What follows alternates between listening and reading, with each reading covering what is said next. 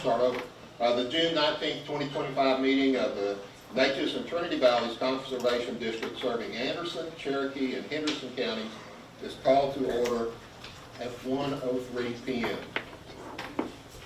I will remind the audience that this is a formal meeting. Please be respectful of others. Also, there are some hearing impaired people present, so please keep the background noise down. Mr. Vice President, do we have a quorum? We do. Will you give us a prayer, please? I will. Please pause for invocation. Our dearest Heavenly Father, we are thankful for this day, for all the things that you have given us. We ask that you might be with this board.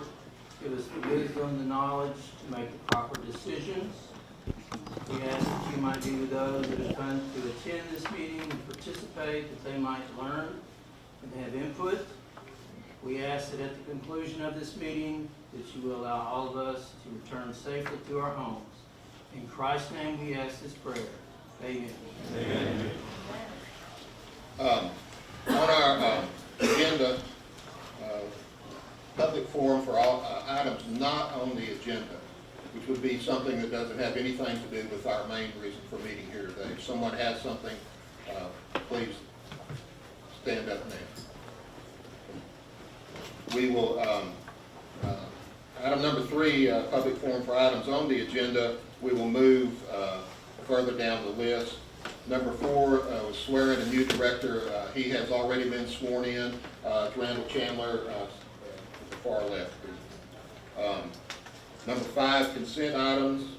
We need to discuss and approve the minutes for the May 15th, 2025 meeting and approve payment of the bills for July 1st through July 31st, 2025. Sir. No, it's all with Directors, have you had a chance to look at the minutes? Do I have a motion to approve and to pay the bills? So moved. Do I have a second? Second. Any other discussion? All in favor say aye. Aye. Okay, motion carries. Number 3 is public forum for items on the agenda. To begin with, I will ask the applicants if they have a statement to make.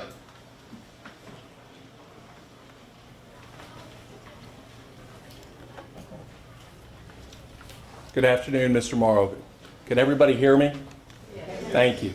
Mr. President, members of the board, my name is Ed McCarthy. I am counsel for the 2 applicants, Pine Bliss and Redtown Ranch, this afternoon. Looking forward to hearing the public comment.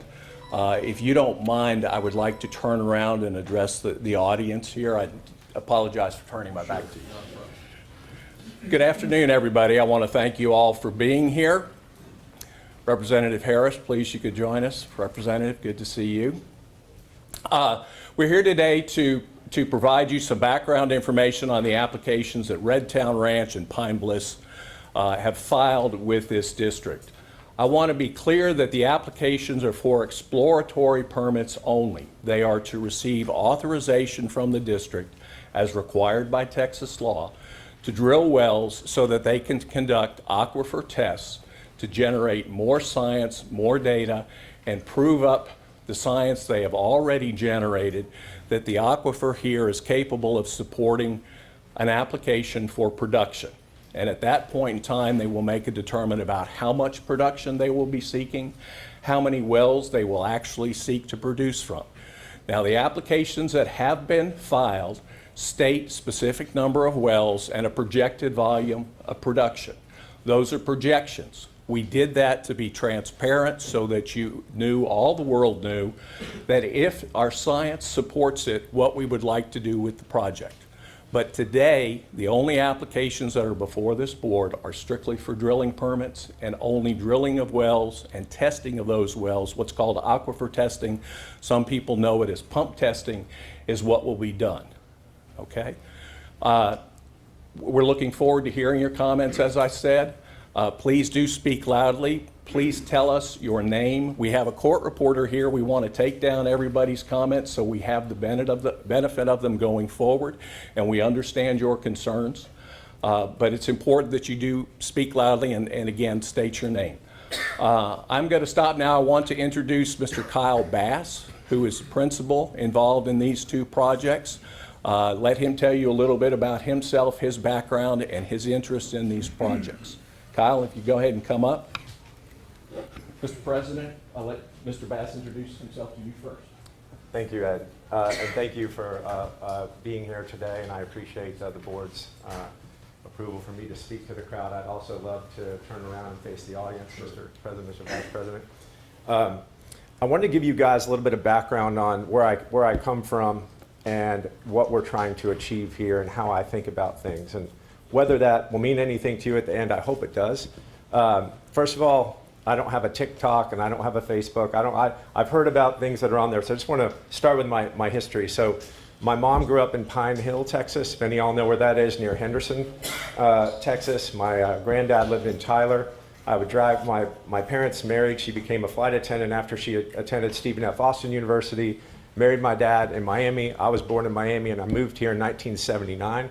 So I've been in Texas for 46 years. I wear boots every day. I wear jeans every day that let me. And I spend about all my time out here in Henderson County, right off of Lake Palestine.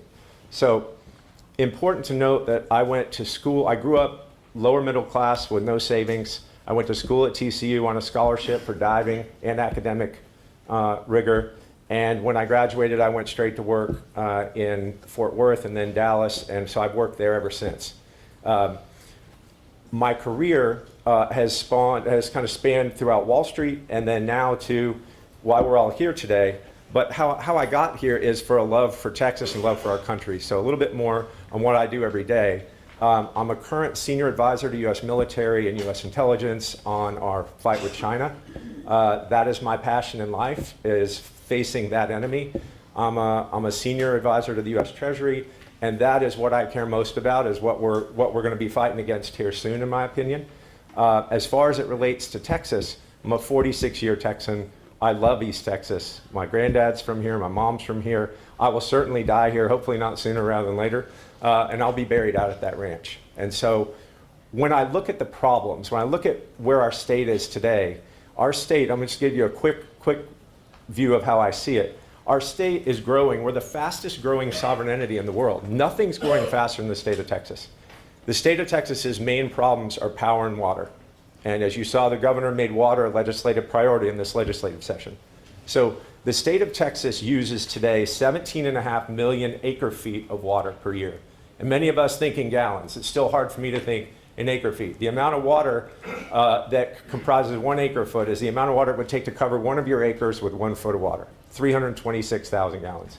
So the state uses 17.5 million acre feet. 2.5 million of that is reuse, 15 million of it is split pretty evenly between groundwater and surface water.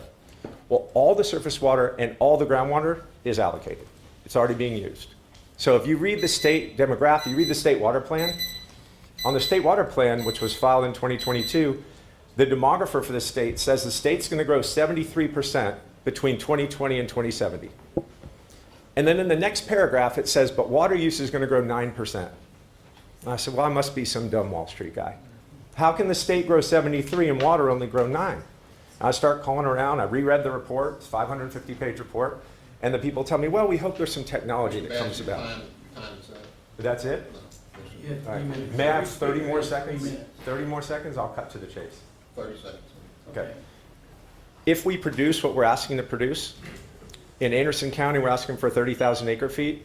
The state, at the State Water Development Board, says there's 170 million acre feet in Anderson County in the aquifer. I'm asking for less than 1/10 of 1% of the water. And same in Henderson County. 15,000 acre feet. The state says there's 66 million acre feet there. So 15,000 over 66 million, 30,000 over 170 million. So whatever you've been reading about us trying to take all the water and going to leave the whole area out of water, I would never do that. We are doing things that are responsible by law and by science. Sir, your time. I appreciate it. Thank you. Thank you. Okay, we have a number of people who have registered to speak. A couple of things. Are you ready to go now?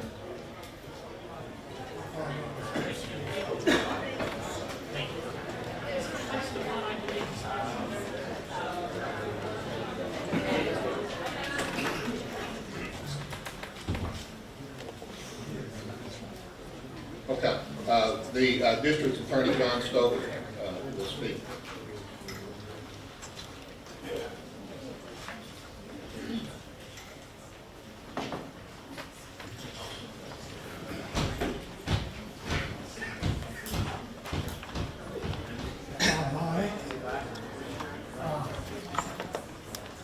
We're supposed to go which way I'm pointed. Please face the usher. But I wanted to address the procedures that are mandated. Who's near the podium? Looks like it. Am I not coming through? How can they figure out how to use it? That's my microphone. Put it on the podium. The one's right there in the middle that he's talking to. You need to talk. That's a media Yeah. microphone. Oh, that. No, it's in the middle of the Yeah, podium. that thing is, yeah, so he Okay. doesn't need to hold it up to stand in front of it. The law mandates the procedure that you have to follow in going forward with these applications. It's not a matter of whether you like them, or you dislike them, or you think they're good policy or they're bad policy. They have to be based upon the law and scientific evidence. The applicant has already done 2 versions of a hydrology report, or reports, plural. As you can imagine, to determine how much groundwater you can pump from a single place is an extremely complicated process. And so there has to be a proceeding in which those expert opinions are presented, considered, analyzed, criticized, and at some point an opinion formed as to whether or not they support the applications as filed. The Water Code, Texas Water Code, provides that there are 3 options available for the board here. One, they can hear all this themselves as a core. Secondly, they can hire an experienced person to be what's called a hearings examiner that will hear it all, hear all the argument, the testimony, the reports, and make a summary to be considered by the board. The third way is for this board to enter into a contract with the State Office of Administrative Hearings. It is a state agency headquartered in Austin that was created, I guess, back in the 80s to hear matters like this. But it started out for hearing matters for the Texas Commission on Environmental Quality, for the Public Utility Commission, and for a number of other agencies who all had their separate hearing staff. So by moving them out of the agencies, it was believed that that would present a more objective forum to hear the matters. So, what happens there is a administrative law judge would be appointed who would convene a hearing, and this board gets to say where that hearing takes place and consider the preliminary matters that have to be considered, most important of which is naming the parties to the process. It's called a contested case hearing.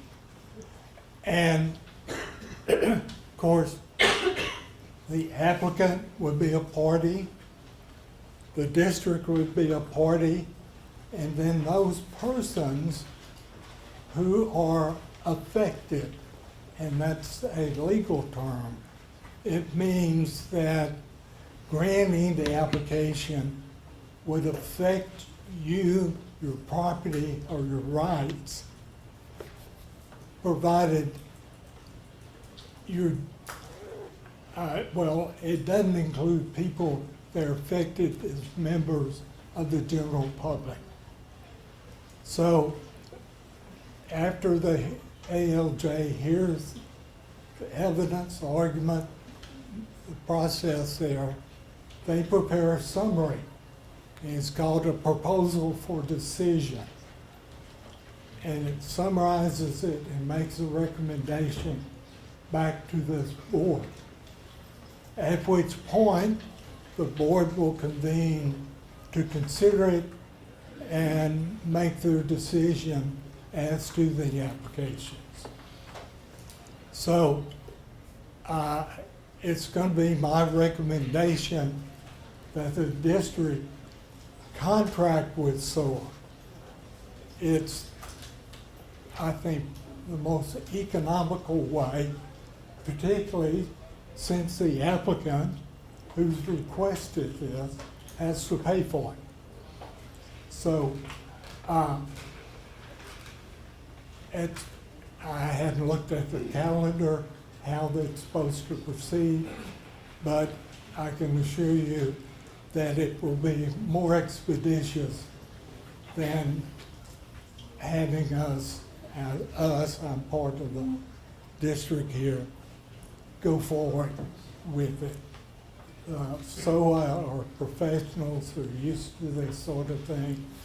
They've heard similar groundwater cases, and so they have the background in it. But I won't go back to my first comment. I got a question for you. Just a minute.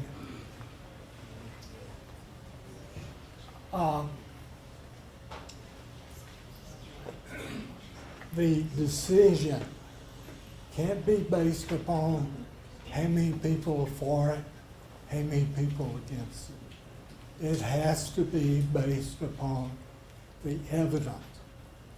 It may show that what the applicants, in this case, are seeking exhaust the aquifers.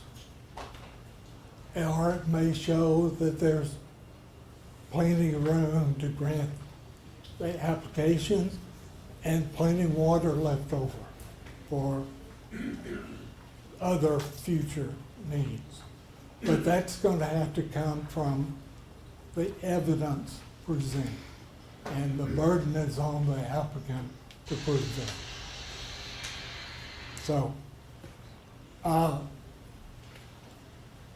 y'all have the final decision on this. Regardless, I'm sorry, you're out of order.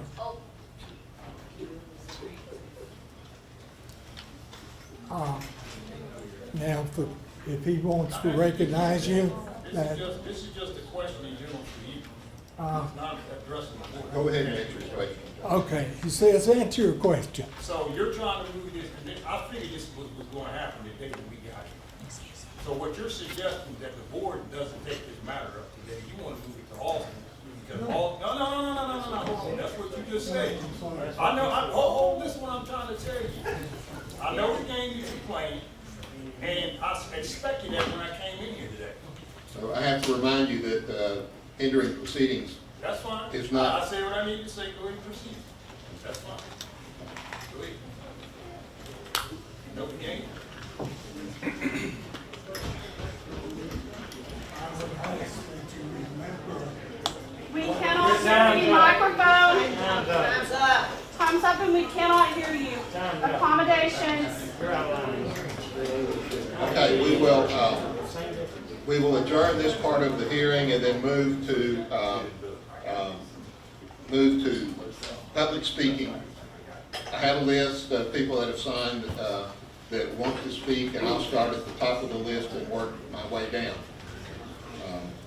Please, as you can tell, as you know already, sometimes it's difficult to hear, so the microphone is built into the middle of the podium.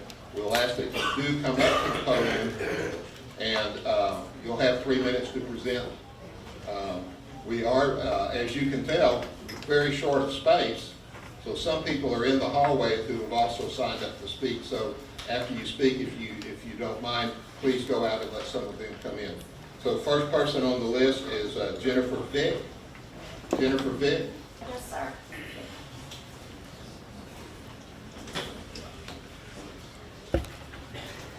Good afternoon, gentlemen and ladies. My name is Jennifer Murphy Vick. I am a 7th generation New Summerfield resident. I'm an 8th generation Texan from Cherokee County. This is unheard of. Y'all need to be the ones that hear this, not Austin. We know what Austin is going to do. They want to take our water. Lake Columbia was part of this. In the beginning, Lake Columbia has not happened, so now this is how we're proceeding. This is wrong. I have a 500-foot well on my property in New Summerfield within the city limits. It has already dropped 150 meters in the past 3 years. I know that there are other people that have wells that are not that long. My well was dug in 1847 initially. There are other people that only have 100-foot or 75-foot wells because that's standard. If this goes through, we will not have water to survive here. We will not have water to, you'll kill the communities. You'll kill these counties. Please hear this yourself. Do not send this to Austin. Do not send this to someone else. Y'all are from here. This will affect you as well. It does not affect the people in Austin other than they can make money off of it. Thank you, sir.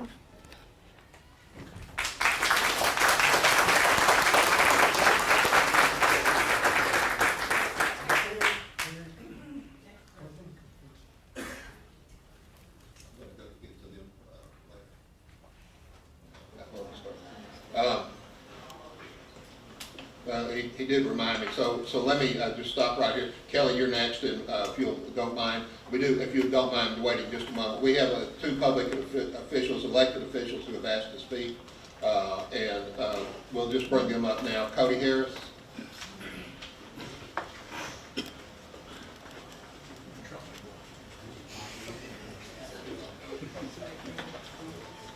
Thank you, Mr. President and Board. I won't take much time. It is,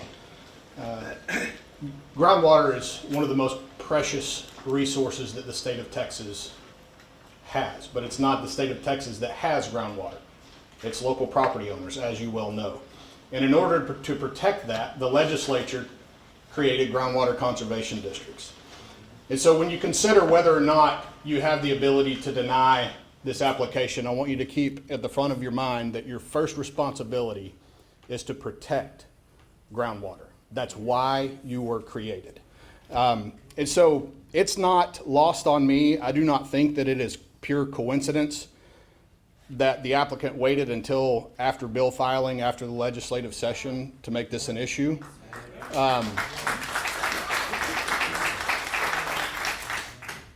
I personally think that this is of such great state importance that the legislature should weigh in on whether or not one property owner should be able to export 30,000 acre feet of water to another area. I don't think that's ever what the legislature has ever intended. And so that's why I am going to announce today that I'm calling a hearing of the Texas House Natural Resources Committee at the state capitol on July 15th at 1 o'clock.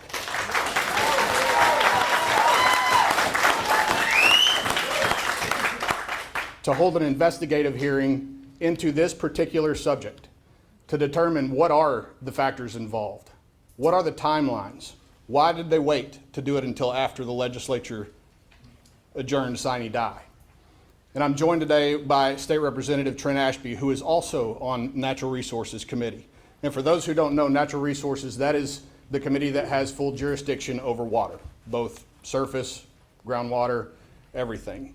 And so I fully intend to use the entire weight of my office to protect the groundwater of East Texas and the weight of the committee, and look forward to doing that. And thank you guys for your service. I know you have a volunteer position that is particularly not easy right now. So thank you for being willing to serve the people of our community. With that, thank you.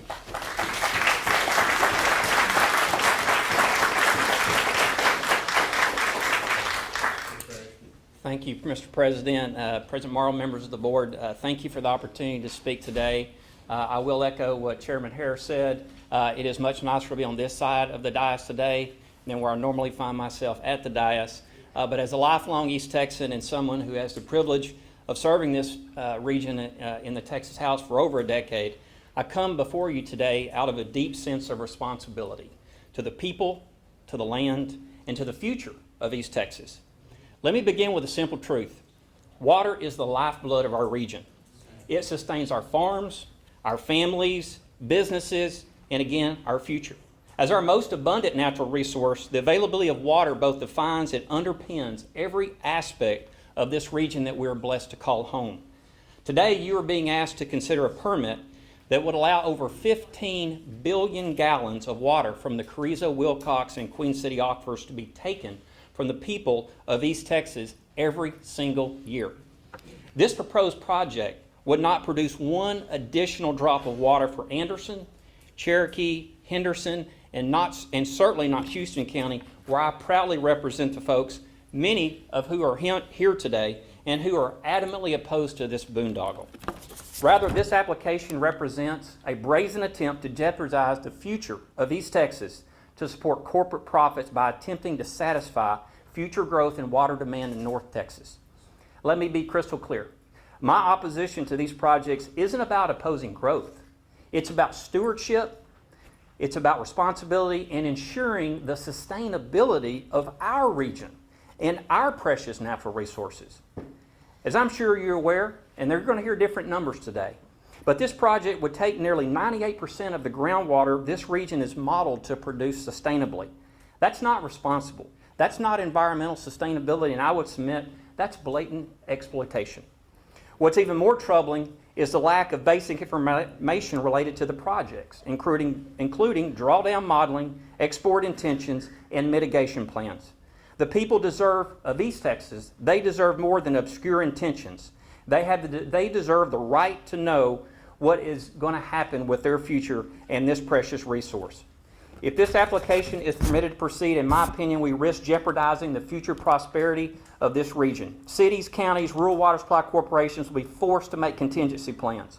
Vital public interests like our public schools, our hospitals, which depend on groundwater for their operations, could be impacted in a material way. Folks, this does set a statewide precedent, as Chairman Harris said a minute ago. What will rural people think in Central Texas, in West Texas, in Rio Grande Valley, if they can't rely on local governments to defend their natural resources against water marketers and urban corporate interests? That's why I'm proud to join with Chairman Harris and others today in opposing this project. Let's do what we know is right. Let's protect our groundwater resource and protect the future of East Texas, not just for today, but for future generations. Thank you for your time.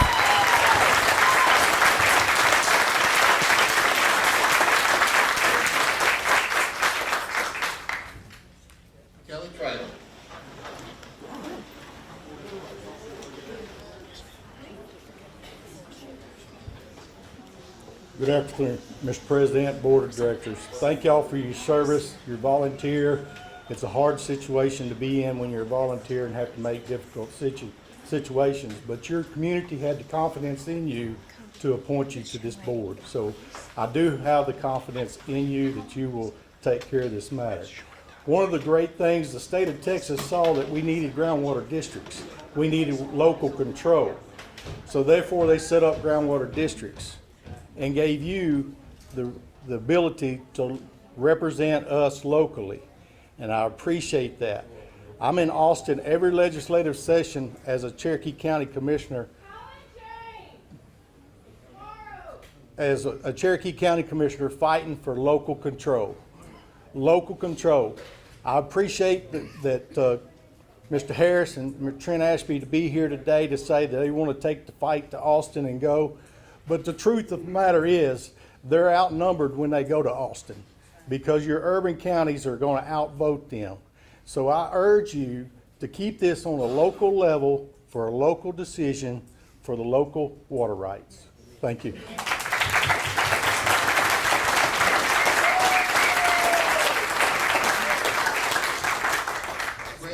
That's me, yes, sir. I'm sorry, I was standing behind It's you. okay. I'm the Anderson County Commissioner, Precinct 1, and I mean, y'all, I thought I had the worst job in the world, but it's yours. I know. Y'all got a lot of weight on your plate. Just giving you an introduction to my constituents, you know, I represent 25% of them basically down there. I have thousands of them, they're just uproared. But our whole big challenge is we got 82% of our revenues generated in Anderson County is ag-related, whether if it's, you know, through agriculture or through timber. And we feel, and everything is based on projections right now, we've depleted our water aquifer at this point, you know, somewhat, you know, not significant, but it's struggling.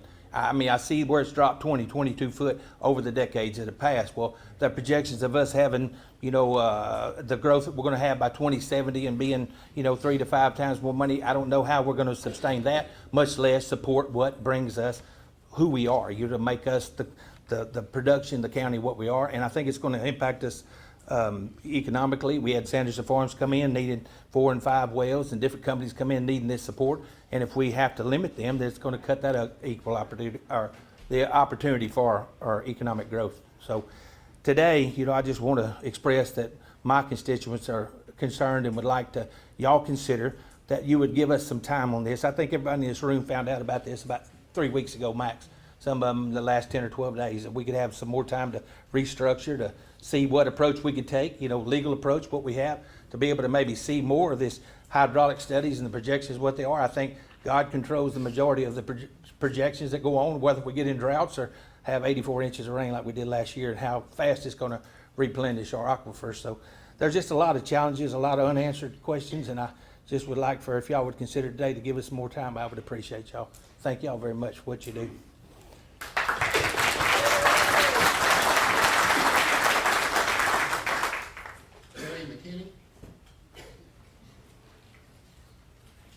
Morning, Mr. President, board members. Thank y'all for giving us the opportunity to come and speak to you. And I'm the county judge in Anderson County, and just here to speak on behalf of our Commissioners Court, as well as the citizens that live in Anderson County. And on the advice of council, I'm going to be very brief. But on behalf of the county, the Pine Bliss and Redtown Ranch applications for wells should not be approved. And we look forward to participating in the contested case hearings that are coming, that y'all have to call. One of the things that I think Kelly's talked about it is we need to have those hearings right here where everybody can attend, where our media can attend and cover it for all of our citizens in all the counties that are affected here. So I would ask that, and if a SOA judge is hearing this, that those hearings be held right here in this region.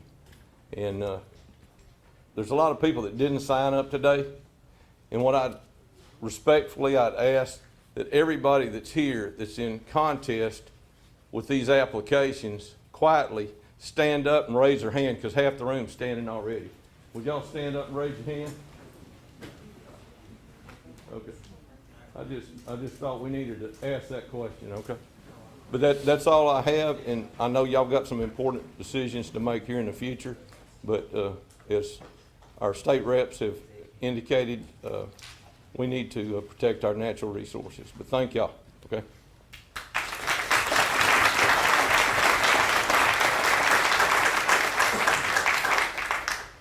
Christy, is it Poisington? Yes, sir.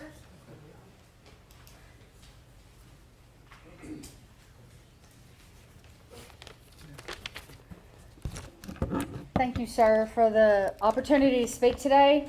Never has robbing Peter to pay Paul been a successful practice in life or in business.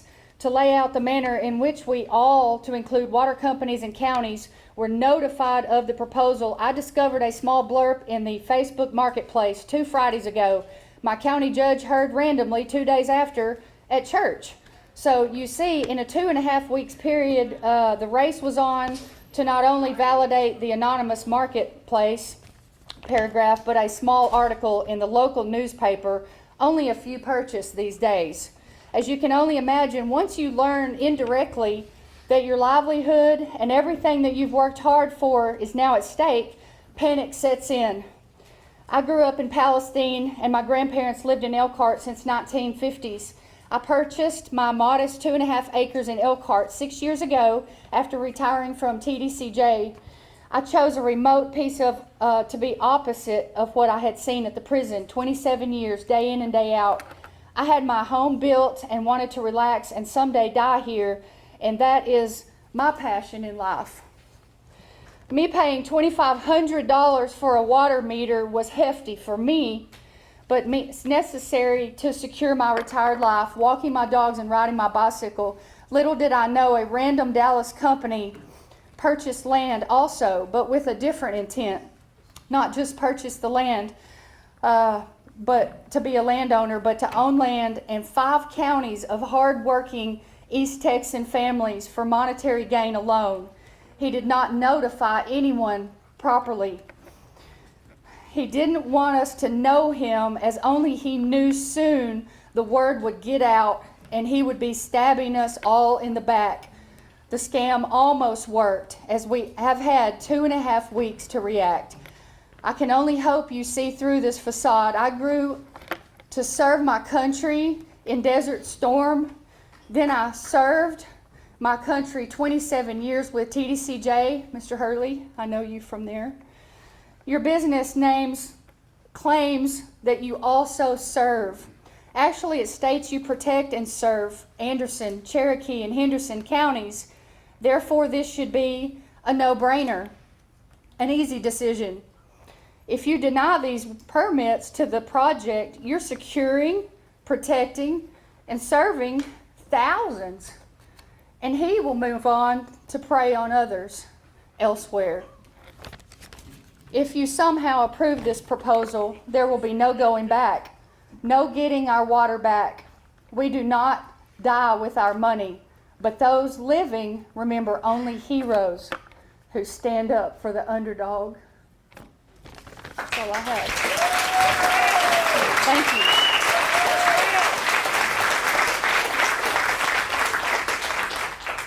Stacy Reese.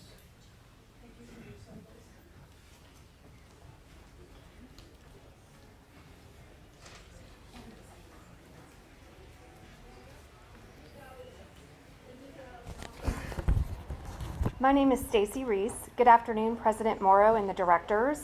I represent Sanderson Farms. Thank you for allowing me to provide these comments.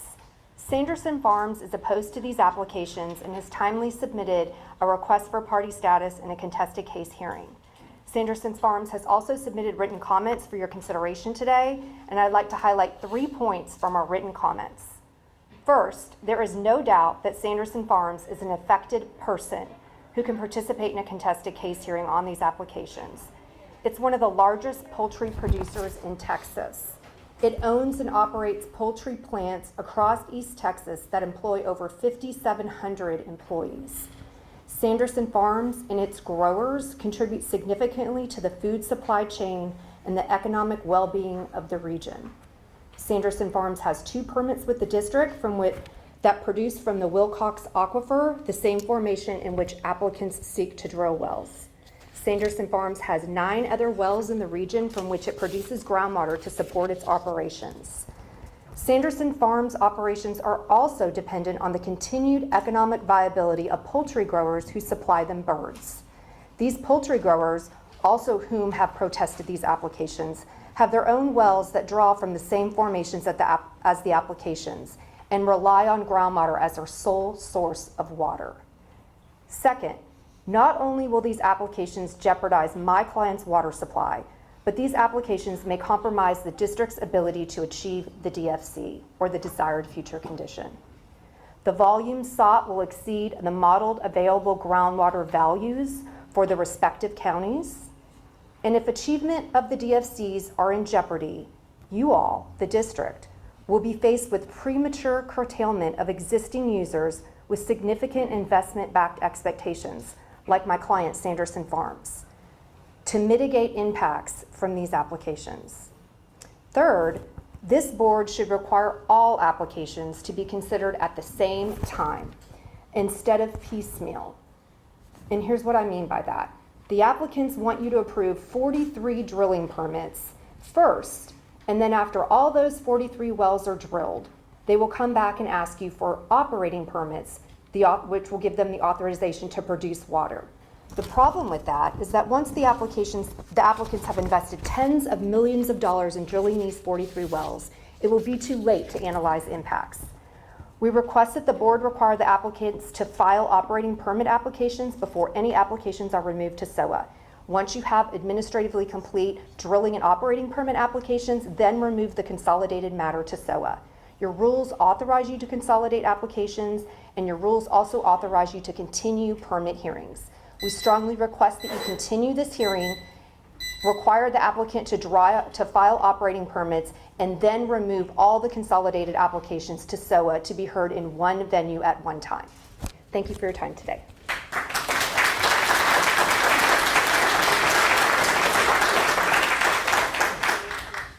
Clayton Bailey. Clayton Bailey.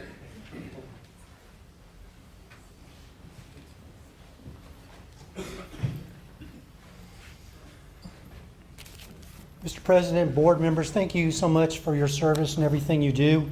As was indicated earlier by one of the other folks that spoke, my clients trust in you and that you'll do the right thing. I'm a lawyer. I'm from Dallas. I represent 45 ranchers and farmers who have filed oppositions to the applications that are before you. My folks are Anderson and Cherokee and Henderson County, but also from some surrounding areas too. This gentleman right here is one of the folks that has filed an opposition.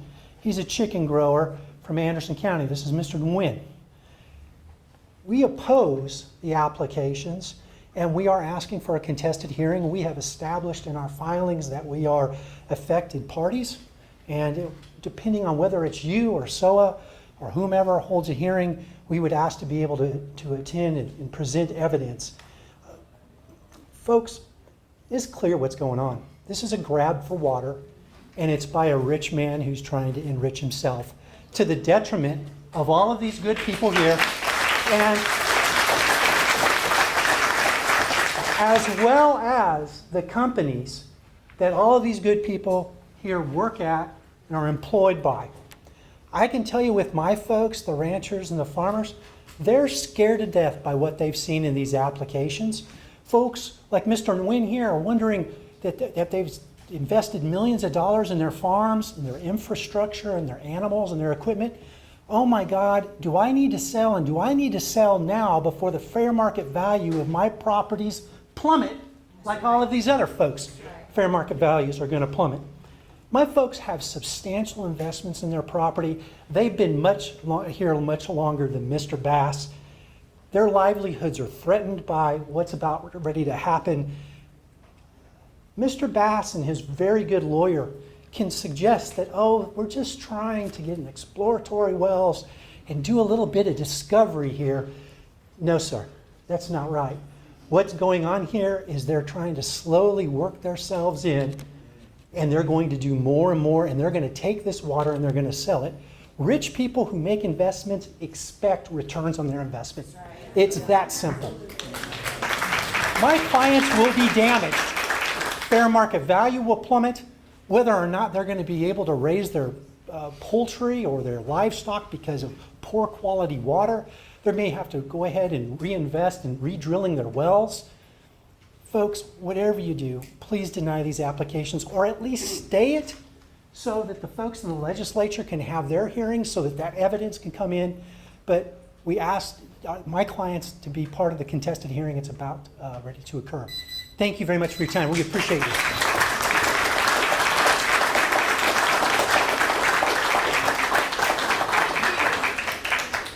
Melissa Meadow.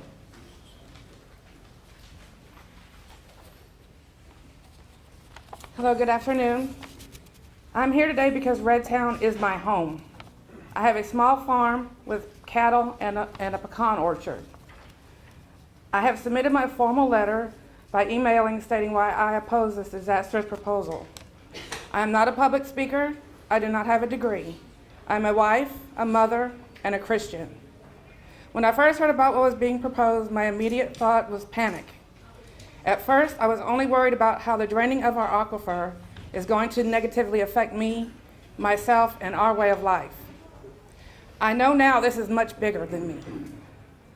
I completely agree with Judge McKinney. God is in this. I would not be speaking here today if it was not for God pushing me and giving me this guidance. Those who endlessly accumulate sow the seeds of their own destruction.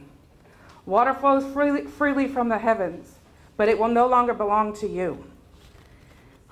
Corporations have claimed nature's gifts. The average person uses 82 gallons of water daily. We drink it, we bathe in it, we cook with it, all the while believing it's ours to use. But every drop is being measured, metered, and monetized by entities that view our thirst as their opportunity. Water is the first element of creation. It's now owned by the world's biggest corporations. The same water that nourished our ancestors now fill their profit pools. They have privatized what falls freely from the sky. What once was common is now a commodity. What once was a birthright is now is now scarce. In 34 states, corporations own the rights to rainwater. In state after state, community after community, home after home, the patterns repeat with mechanical precision, controlling the tap to our very existence. Corporate extraction deletes aquifers 3 times faster than nature can replenish. Today's water barons joined river to river, well to well, until all their water flows through their meters. Their thirst for profit can never be quenched. Water symbolizes life itself, flowing freely for all creatures. Now, a precious element being made commercial. The water that sustains your body is being priced. A true conservationist would not be depleting our life sources of billions of gallons of water to offer profit and power and wealth. This needs to be stopped now. I pray the council will take the action necessary to stop the intended proposal of Pine Bliss and Redtown Ranch LLC.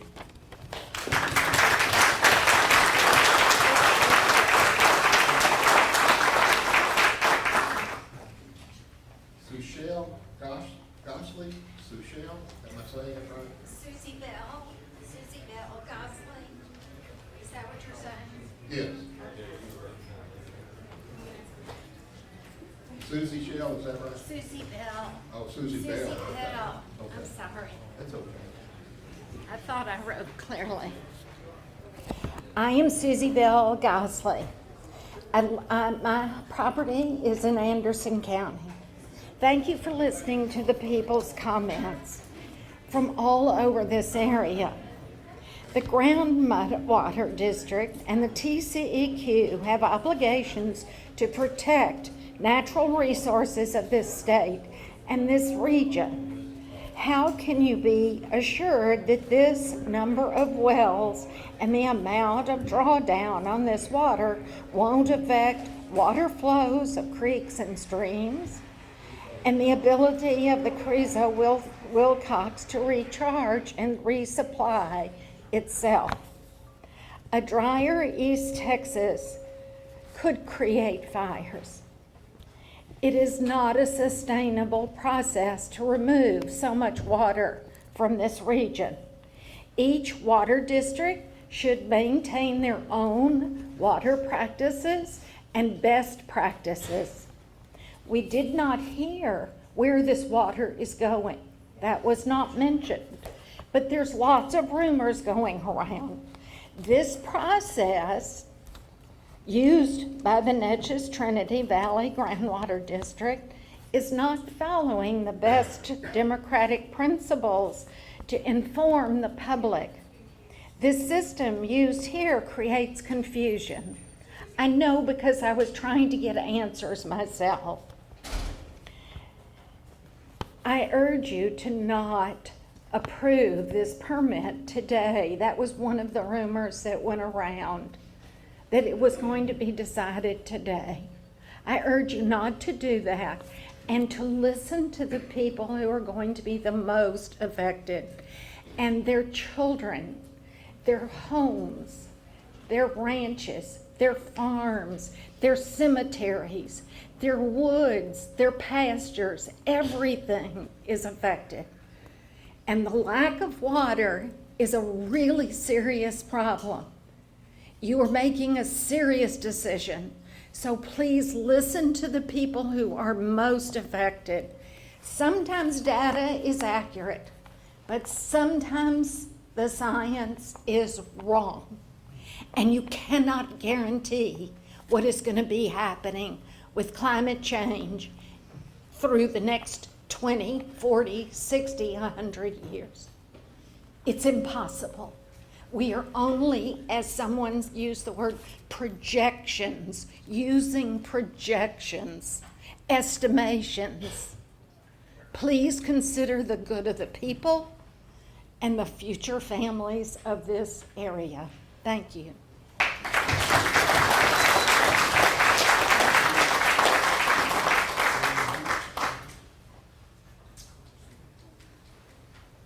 Can't read your first name. Boschler, last name is Boschler? Dan. Dan, okay. Thank you. Does this work? Can you hear okay? All right. Okay, I just have a few comments I wanted to give. First off, I want to thank you for the opportunity to, and I wrote them down here to be very straightforward. Thank you for the opportunity to speak and contribute to your efforts, you know, with various perspectives and look at it constructively. I speak here today on behalf of myself and my wife in a strictly personal role. However, but I disclose my continuing role on Palestine's Economic Development Corporation Board. So I'm not unfamiliar in not just that, but in other state-related boards and the kind of issues you're dealing with. So I'm not going to be yelling at you, okay? I understand where you're going on that. But, you know, a couple of real quick things I wanted to kind of just highlight for you as well as the audience. Economic development and business of all kinds requires two elements. Relationships and trust is one, and the second is goals. In the current structure of the proposal, trust and relationship is not present. My personal opinion from my global experience as well as national and local business development experience, it was sloppy, a very incomplete area assessment and misdirecting statements. This has led to a real dead end, what I think of as business assumptions in the proposal as it is. The applicant kind of assumed a sleepy area and nothing going on, far from the truth actually, and to their detriment, as you've already heard and will continue to hear obviously.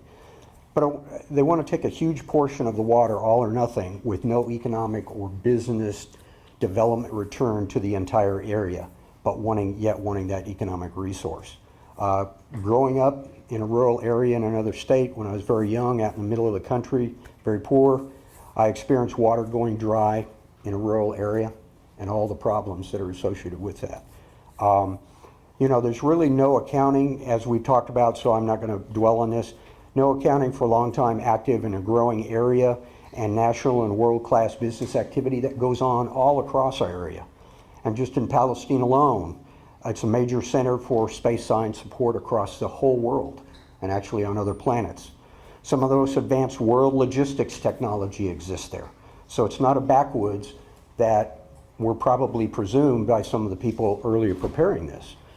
There are agricultural links with worldwide presence from many companies in the area and global business suppliers for many industries.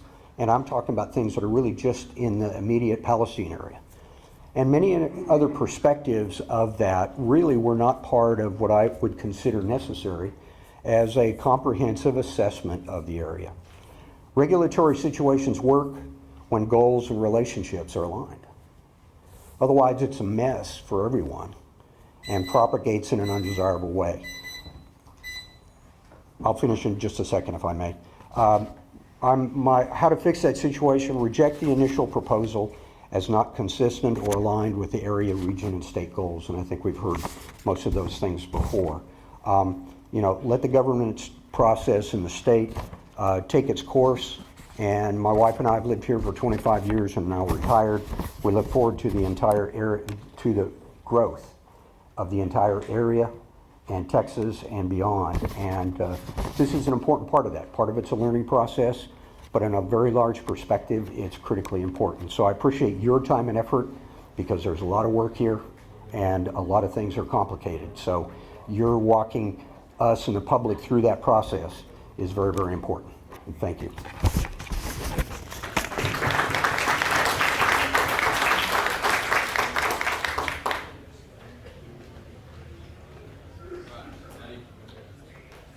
Sorry, I'm trying, handwriting, I can't read. I think it's Wendell Whitehead.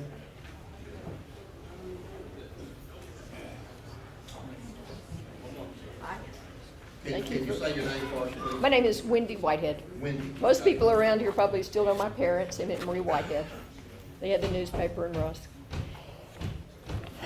And they loved East Texas, they loved Rusk, and they always did everything they could. My dad was in the House of Representatives. My parents loved Rusk, and they did everything they could to protect Rusk, and they probably knew each and every one of you guys. And I love Rusk too, to my bone. And I talked with my niece, who's a specialist in groundwater, and she looked at this and she said, you know, the issues and notices are enough just to disqualify this because they didn't do it appropriately with latitude and longitude. She said, according to Rule 5.6, they were supposed to do exact correct filing, and they did not do that. And so I have a copy of this if y'all would like to see it. I'll leave it with you when I'm done. When you look at it, the Red Town Ranch Holdings, what they're requesting is $33,132. When you look at the total groundwater available, the total is 27, and they're asking for 48,000.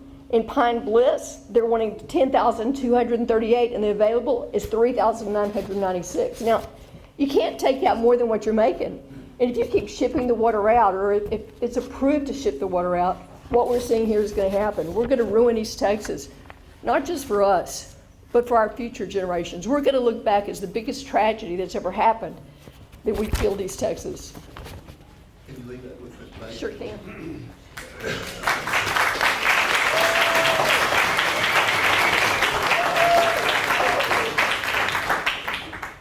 Johnny, or Joanne Parker? Johnny? I'll take Joanne. Ladies and gentlemen, thank you for the board today allowing us to come in, community, Mr. Bass himself. Basically what this is boiling down to is it's a blame game. And it's nothing new to me. I'm in the business of water. And there's no, everybody that knows me, I've got involved with this. I got a phone call from Anderson County. And they'd asked for some help in the matter and so forth and so on. So I got involved with it, but come to find out, it was like, there's been a lot of underhanded things done with this matter. I think if the board would have handled this in a different direction, if Mr. Bass would have came and did some more stuff in the community and brought it to the attention to the people the way it needed to be addressed, we may not be sitting here today.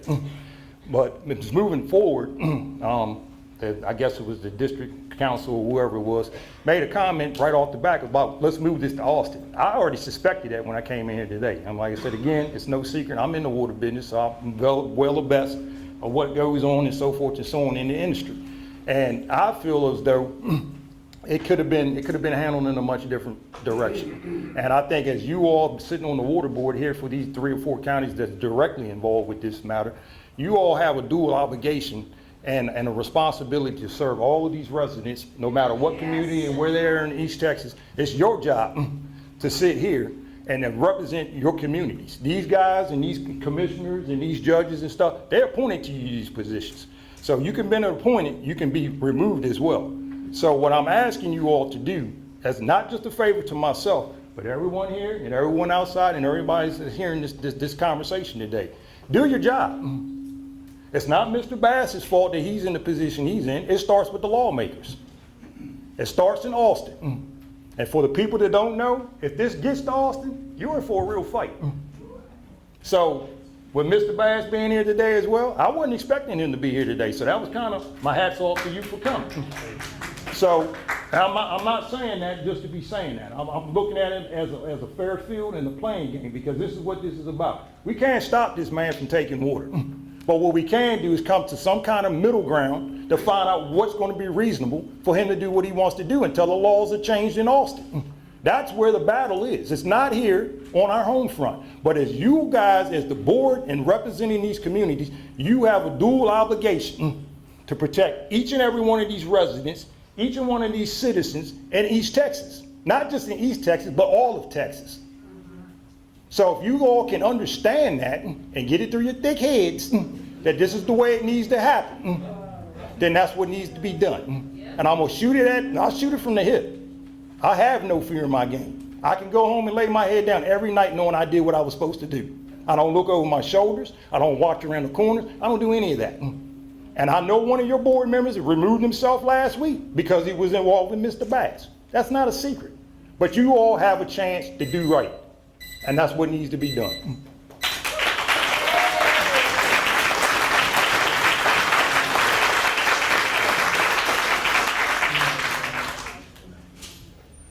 Tony McCarty.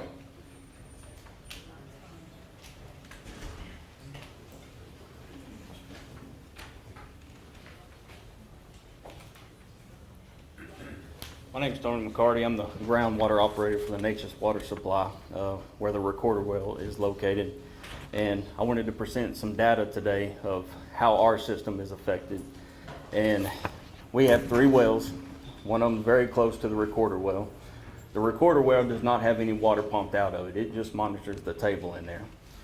We do have a well within 120 feet of that. And it was drilled in 1982, and it has dropped 44 feet in 43 years. And that is just a 125 gallon per minute pump. Our plant 2 was drilled in 1972, and it is a 150 gallon per minute pump, and it has dropped 68.48 feet in 53 years. And our plant 3, which is our biggest plant, is a 500 gallon per minute plant. It was drilled in 2003, and it has dropped 31.52 feet in 22 years. Now our system collectively is a 156 acre feet system per year, which is roughly 51 million gallons. And that comes out to an average of 1.2 feet drop per year out of all 3 of our wells. So our water table is dropping every single year. And our recharge rate in our area is a year behind. So the rain that we get this year, we won't see a recharge rate of that until next year. And so with that being said, with water systems not having enough grant money and enough funding, it will create a very huge financial burden on the system ourselves and our customers, because without tax revenue or anything like that, we have to push that cost onto the customers, because we have to pump water from now into eternity according to TCEQ. At the projection rates that they have showed, one can only assume that they would be a wholesaler. And if the aquifer dries up so bad, they just shut the wells off and walk away, and we don't get that opportunity. We have to produce water no matter what. And so we ask that you deny these applications, and we also ask that you adopt some newer policies that will push these types of applications out to the rural water systems in the affected areas so that we can better prepare for what may be coming down the pipeline.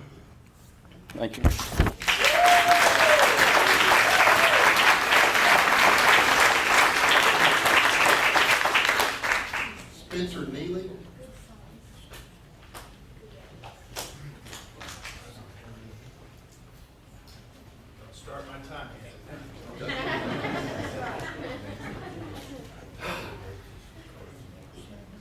I don't know why I brought all this up. I'm not gonna look at it. Gentlemen, I'm Spencer Neely. I represent Consolidated Water Supply Corporation.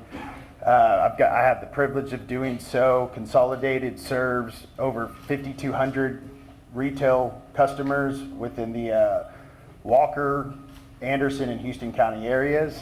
They've got 12 wells, 3 of them that serve over 1,200 people that are right next to this property that would directly affect Consolidated's interests. And with the magnitude of these wells, without any specific use type or volume per use type, Consolidated's deeply concerned because the people that we serve are good people, some of the best people I've ever met.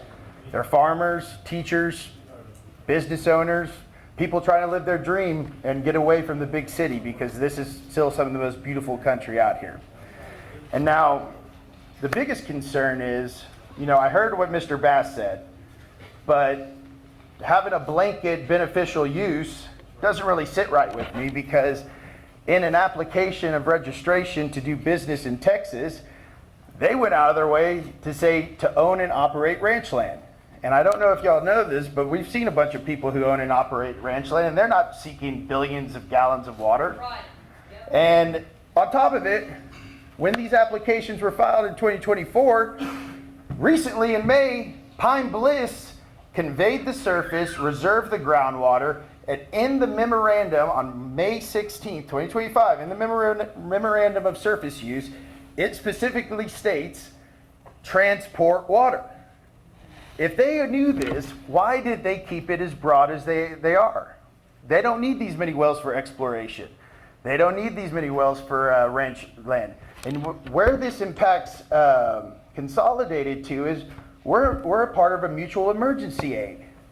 So when all of these individuals' wells run dry because of the depletion that these wells risk, we're going to struggle to provide emergency aid because how are we going to get the water?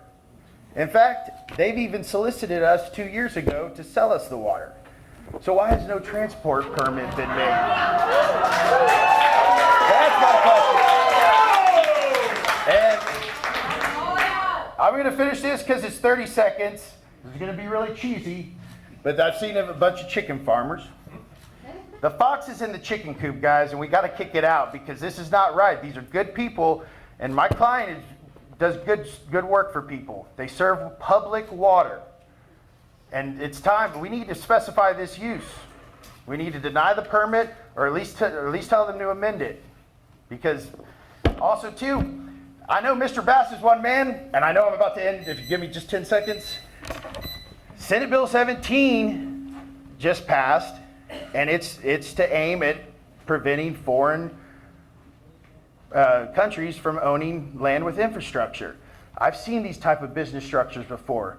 They're littered with limited partnerships that we don't know who the limited partners are. I'm not saying anything is bad, but we need to investigate that further because I've seen it. 599 foreign entities in this deed that nobody would never know unless you had to try to go through title. So we just got to pay attention and treat everybody with respect and get this figured out.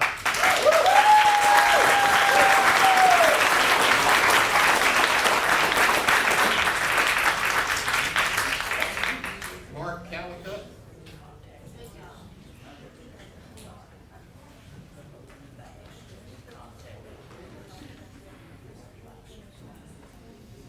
Good afternoon. My name is Mark Calicut. I'm a local third-generation water well driller. I live in Cherokee County. My grandfather started drilling wells in 1960. My dad drilled wells for 50 years after that, and now you've got me. I'm the real man in boots. And I represent every one of you here that has a well. We do not need Mr. Bass's test wells to verify any information. It's all out there. Just ask me. Mr. Douglas, we see it with aquifers. The aquifers are drying up. They were at a slow, steady pace, about a foot a year for the last 30 years. In the last 5 to 6 years, they significantly dropped.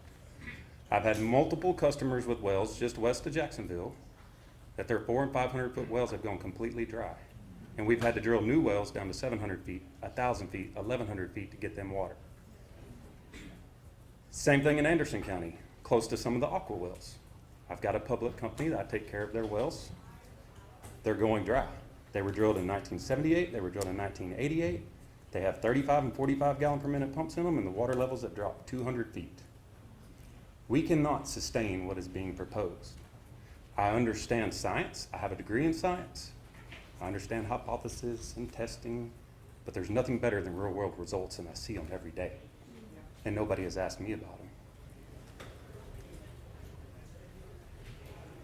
I'd be happy to take you around and show you some of these wells that have gone dry, that have had to be plugged, that water levels are dropping. The 2 wells in Anderson County that are dropping, that have dropped 200 feet, that community's been on water restrictions for 2 years, waiting on new wells to get drilled because they don't have any water. I'd also like to discuss the lack of transparency of this issue from the board over the last year. This has been going on for a year. It's been in talks, it's been in discussions. I had to hear about this from a groundwater district manager from another groundwater district, not even my own local one that I live in. And it had already been going on for months at that point. And then while it continued to go on, the man that's going to drill the wells was sitting on the board. And him and Mr. Bass have done business in the past. When Mr. Bass owned Barefoot Ranch in LaRue, they drilled private high-capacity irrigation wells in an intricate pipeline and disguised it under farm irrigation wells and farm pipelines. But it was his own mini test of what was to come, and now we see what's coming. I understand the rules. I understand the state rules. I understand rule of capture. But you also have a job as the groundwater district to not allow permits, operating permits, or transport water out of our district unless it's for beneficial use. And it does not benefit our district whatsoever. Thank you.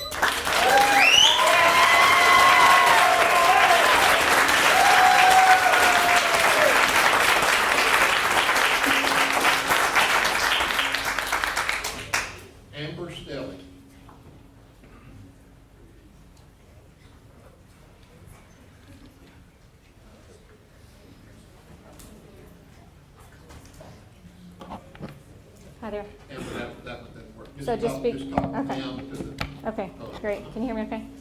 Okay, thank you. I'd like to thank you all. I'd like to acknowledge the staff of the district for answering many of our questions. So on behalf of Amber Stelly, thank you. I'd like to mention the General Manager for Consolidated Water Supply Corporation. You heard from our attorney. I'm speaking on behalf of myself as a private member, and I'd like to express, I'm not sure if this was said before I entered the room, but I'm here to ask this board to really exercise your right to choose venue when this goes to contested case hearings, which I understand it's probably going to. So I'm asking you to please make sure that these hearings are accessible to your affected parties in this room, Lufkin or Tyler. We really need to be involved, and I think if you send this to Travis County, I mean, chances are that's where this water is marketed for, is out west. So I'm, really implore you to try and keep those proceedings here. So I'm not sure if that was already said. That's my request for this board. Also, I'd like to say as a landowner in Houston County, I'm really concerned about my neighbors that have private wells. We've done a little bit of back of the envelope calculations, and if these private wells start drying up, we're looking at $1 and $2 million line extensions that they would have to pay for to get water from us, which is unreasonable, which means they're going to be hiring the man before me to drill them new $40,000 wells. So I'm begging you to please think about those private wells in the area that are not going to survive this. I'd also please implore you to research Vista Ridge, the Vista Ridge project, which is west of here. This project started pumping, it's a big well field, it started pumping back in 2020. And it started withdrawing 50,000 acre feet per year, which is very similar to the combined volumes that this applicant's asking for. This was detrimental. Those water tables dropped upwards of 180 feet in just 1 year. The way that these well fields run, and I did not know this until this week, and I manage a water system and I sit on a board for Texas Rural Water Association. These wells turn on, they don't turn off. It's a combined 30,000 gallons per minute, 24/7 until they come down for maintenance 12 months later. So that no environmental steward would do that.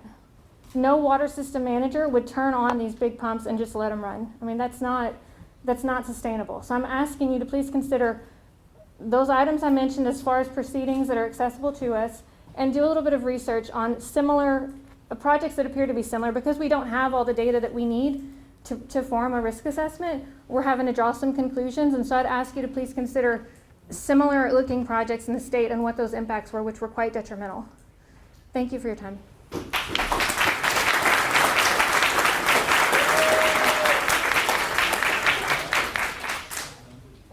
Ernie, is it Burnett?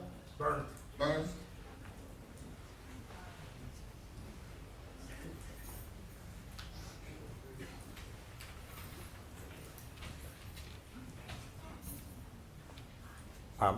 Appreciate you allowing me to speak. My name's Ernie Burns. I'm from Van, Texas, and so I'm the mayor of Van.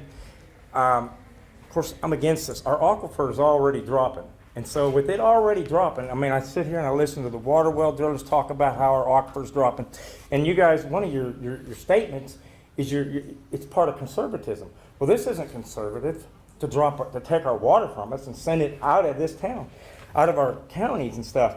Now, I listen to Mr. Bass here, and I appreciate you being here, but I listen to you say you're going to take 1/10, okay? How do we know that that is 1/10? Okay, when we're dropping as it is, now you take 1/10, we have a drought, now maybe that's 2/10. Now, what happens when another person comes in and wants to take 1/10? And if we give it to him, then what's to stop us from having to give it to somebody else? So why would we give 1/10 of our water away? Now we're growing. Our counties are growing. I mean, think about it. My town alone grows on a daily basis from people from California, people from all over Washington State, everywhere. And yet we're going to bring the folks in, and then we're going to give 1/10 of our water away? Again, that don't make sense to me. 1/10 is a lot. A couple of other things I have. I mean, I want to know, quite frankly, I mean, we talked about experts here. Well, guess what? During COVID, we had experts. And what the hell did they know? I just want to know. I mean, so how do we know that we're going to have enough water down in that aquifer when we're 50 years from now, 100 years from now? We got to think about our kids, our grandkids, generations to come, like generations previous to us did. They thought about us. Now, we got to think about our generations. Now, I know one board member up here quit recently, 3 days ago.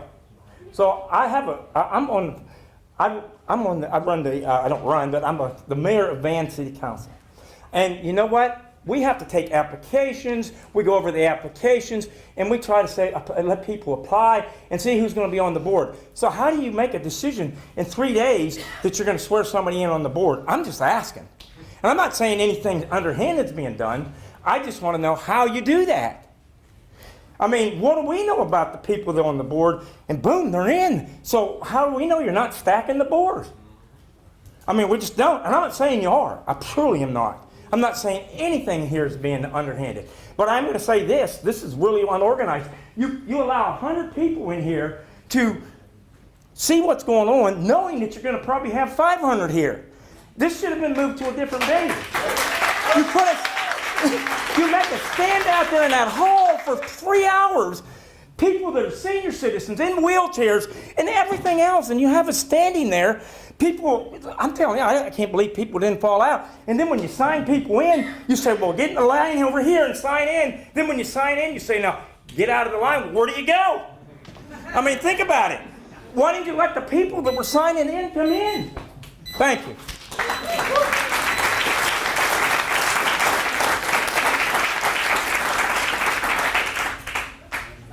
Dawson.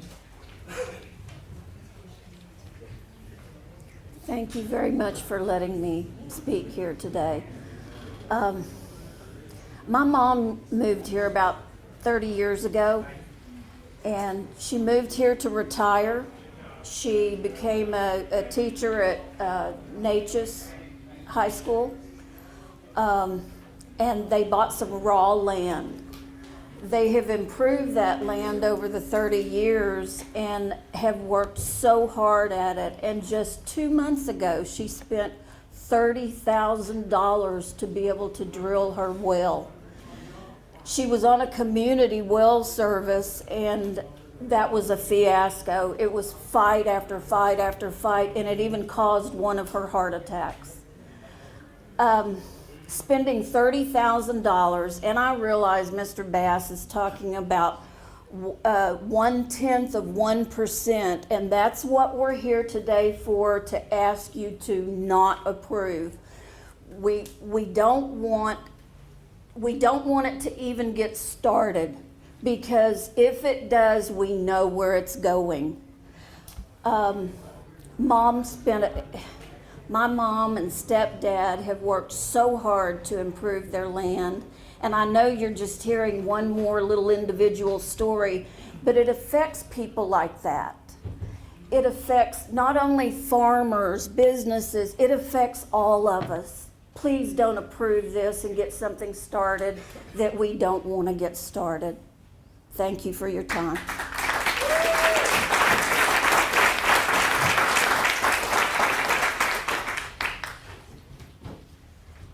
John Daly.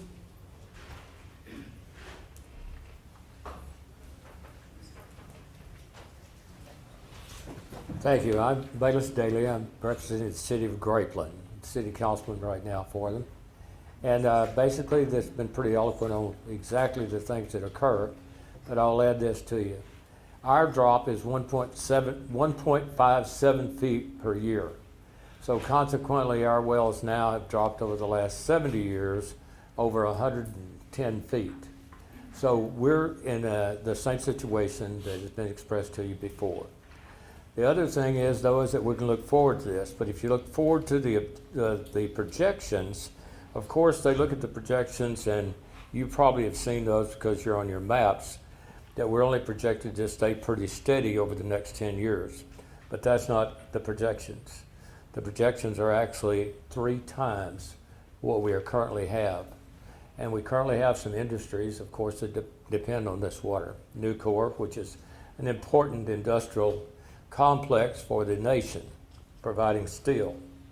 We also have Darling Ingredients, which is part of the Sanderson, which you've heard before. So we're in Houston County, and Houston County, although not part of the district, is co-ownership in the aquifer. And as we all, and for that reason, we need to also appeal to you to not attend to this and to turn it down. I'll point out to you that you can look at Burleson and Lee County, which actually sold water, and they bought up the same properties and they've sold it to San Antonio. They ran 150 miles, and of course their water tables are in tremendous problems now. They've dropped greatly. The same thing has happened at Dalhart. But I want to mention one other thing. Our water levels have different problems with them. At a slightly smaller level than where we are, and almost right at sometimes when we are with our wells in Grapeland, we have sulfur. And so we have to deal with that. That's an additional situation. Some of our area has iron. Some of them have other products. And we have one area in particular that is contaminated completely, that's not even usable for cattle to drink. So further drops would only increase all of these additional problems. I thank you very much today, and I ask you to please deny this permit.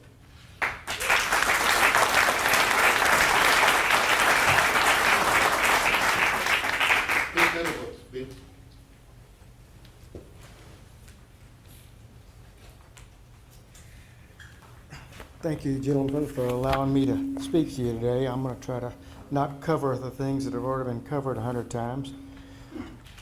You know, this venture didn't start overnight.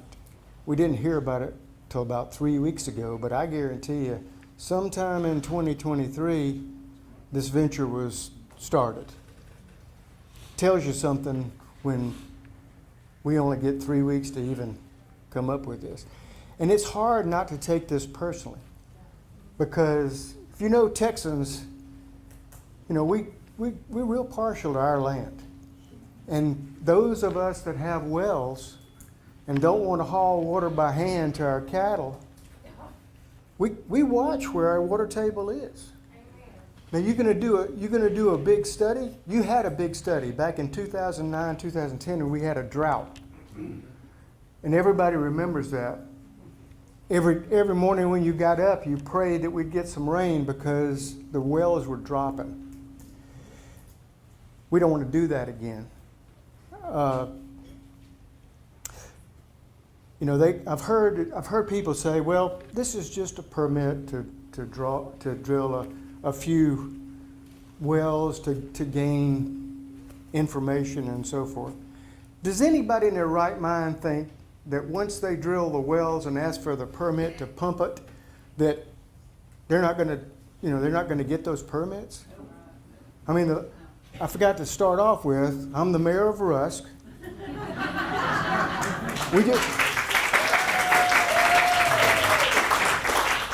We just drilled a well because one of ours went down. It cost us $1.3 million to go down 800 feet.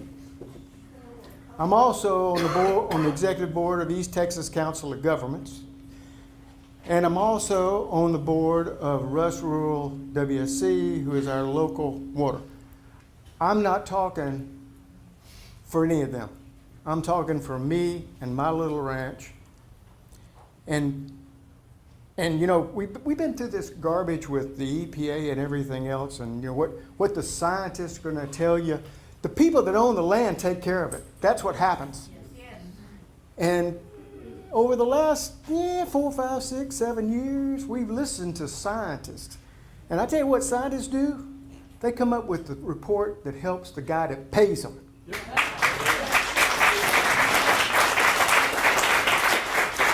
And as far as experts, my daddy used to say an expert is the X is a has-been and the spurt is a drip under pressure.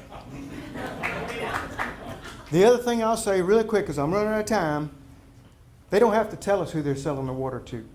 But I guarantee you they got a contract with somebody.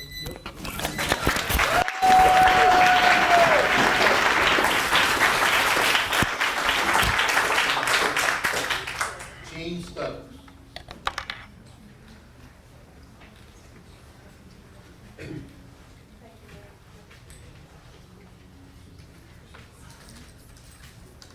How are y'all doing today? I want to thank y'all for the opportunity to talk with you. I'm Gene Stokes. I'm Houston County Commissioner, Precinct 3. Our county is mostly an agricultural county, and water means everything. Nothing survives without it. What I'd like to ask is y'all consider Houston County, even though that we're not in your district, as an effective party, because we share the Carrizo Wilcox Aquifer. I'd also like to ask if you do move public hearings that we keep them local so folks can attend and we have a say in it. You know, we talk about 1/10 of the water use is what we're asking for, but that 1/10 of the water will probably put most folks' wells out of reach of the aquifers. So that's what we need to look at. It's not how much water is available, but should we burden the public with drilling deeper wells? Well, do we turn it into who's got the biggest well, the biggest pump? I don't think that's right. So we'd ask y'all to consider this for the good of the public. And, you know, as a county, you know, there is a lot of people affected. So I just ask y'all to make the right call, and thank you very much.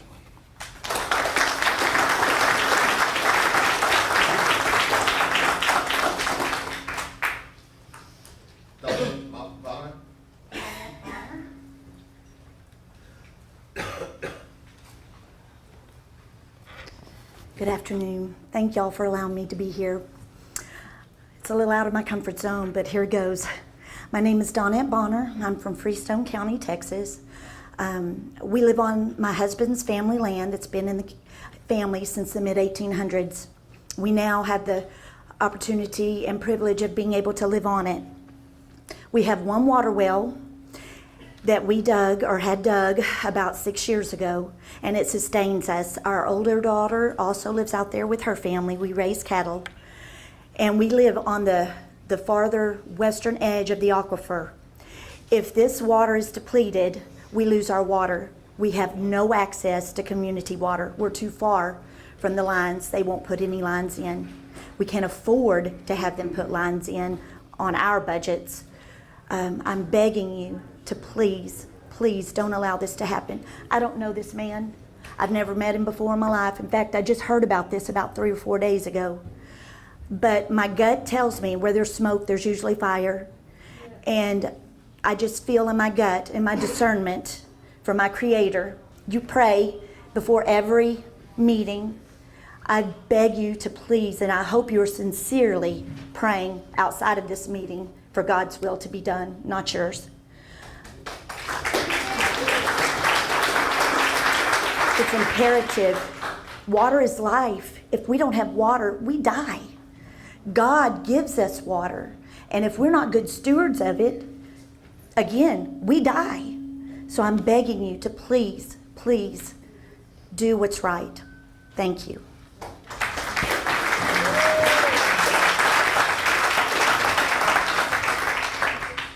Adam Friedman.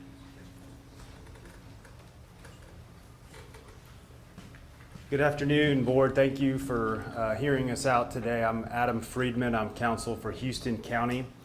And it's hard to add too much to what everybody has already said about the 15 billion gallons proposed in those applications, or at least represented that that's the targeted amount, could have on these communities, these counties. And you heard Commissioner Stokes from Houston County just talk about that includes them. And I can't really add on more to what he said other than that, how real that is. But one point that I want to reiterate that I know you all know is that the aquifer doesn't stop at the county line. And Houston County, although not in your jurisdiction, does not mean that the board doesn't consider their rights and their water and the uses of it. And so when the board, whether that's today or after the SOA judge makes a decision on who has the right to have a seat at this table, Houston County certainly counts on you and requests that you all grant them that right to be at the table so that they can do their job and protect their interests, which is their duty to protect their citizens and their economic interests that are related and going to be impacted by the proposed wells. We know just from the location and the volume alone that the drawdown and the impacts are going to extend well beyond the Anderson County line to the south. To what degree, we don't know yet. That's going to be a lot of modeling, a lot of expertise, and a lot of evaluation that you guys are going to ultimately have to make a decision on, which I want to make that point that you do not have to grant these applications. You know, there is a thought that it is too scary to deny these applications, and you'll have to confer with your counsel and hear all the evidence, but do not be pressured into issuing this permit. You do not have to do that. And just within the last few weeks, a similar district facing a similar circumstance for a far less amount of water voted to deny a production permit. So work with your lawyers, hear the evidence, hear what the ALJ has to say, and make your decision, but it does not have to be an issuance of the permits. And with that, I would just ask that it be made very clear. It sounds like that the applicants requested that it go to SOA, not the district, just based on the reference that they were going to pay for it. So I just think that should be very clear that it was the applicant, not you guys, that are sending it to an ALJ. And I want to definitely echo the need to have that proceeding locally. And that is your right. So,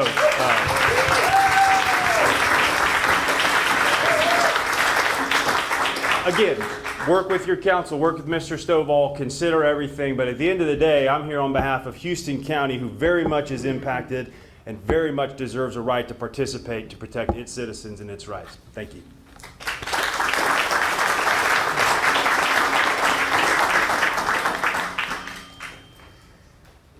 Is it Tommy 2? T-E-W?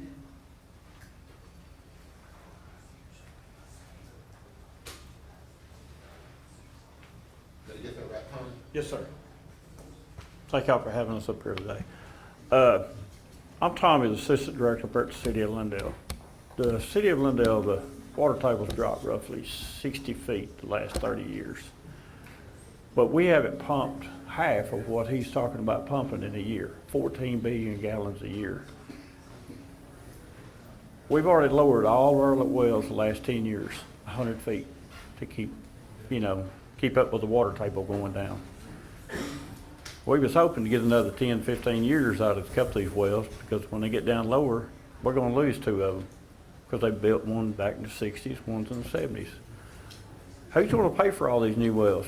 We can't just keep putting all this money on the customers all the time, because we got somebody stepping in here and going to pump the well dry. a couple of years, and then we're all here to foot the bill for it. Who, you know, y'all need to think about this and stop this. That way, you know, our kids and grandkids got water for the future.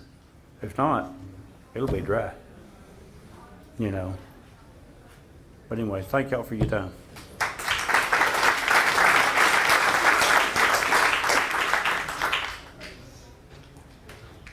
Carol, Caldwell.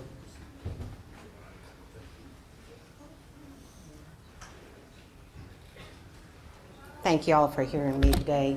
I am also requesting that you deny the request that's set before you. I'm with the City of Lindale. I'm the city manager. I've been there about 20 years.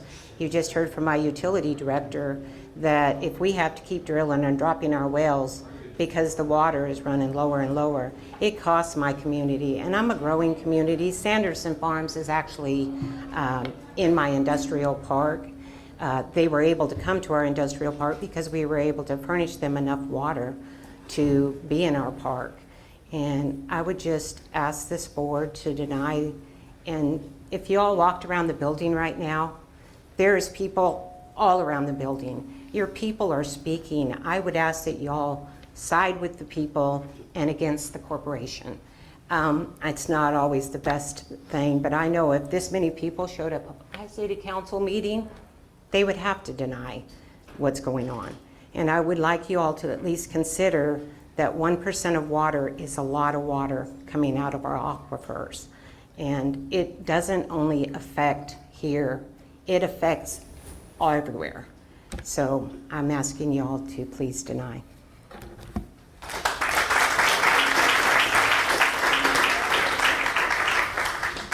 Donna Watson.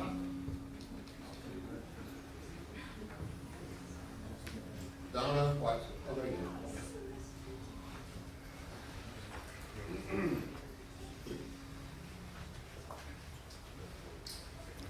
Hello, and thank you for letting us all speak today.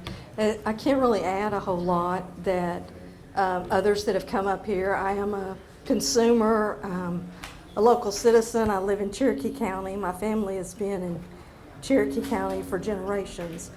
We have a very small farm. We have 21 acres, but we have maintained most of that as forest, just as preserving it. We don't cut our lumber down and sell lumber to big companies. We preserve it for the animals and wildlife that is in there. We also have a well. We have livestock, we have chickens, and when you talk, we did have to drill a well. The neighbors around us before, there was about 6 or 7 of them, they had wells at 350 to 400 feet that used to be operational.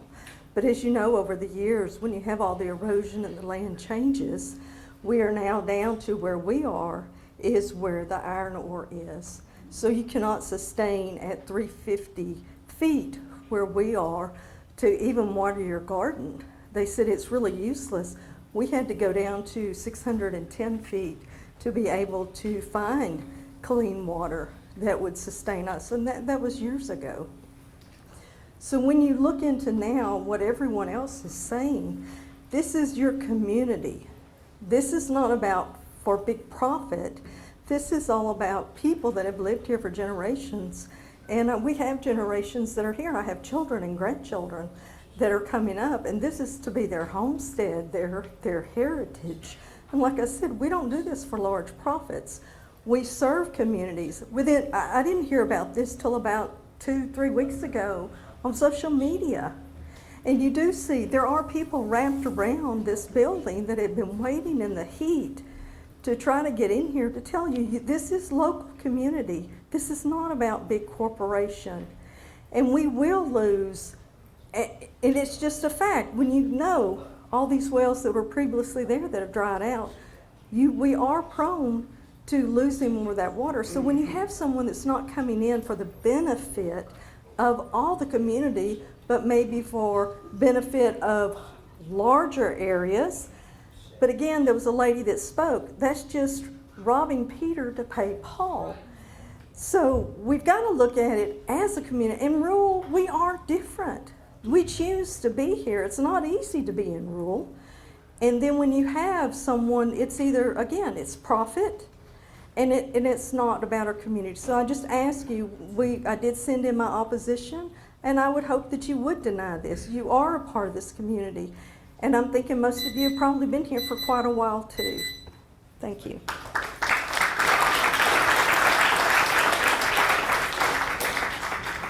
Lonnie Hunt.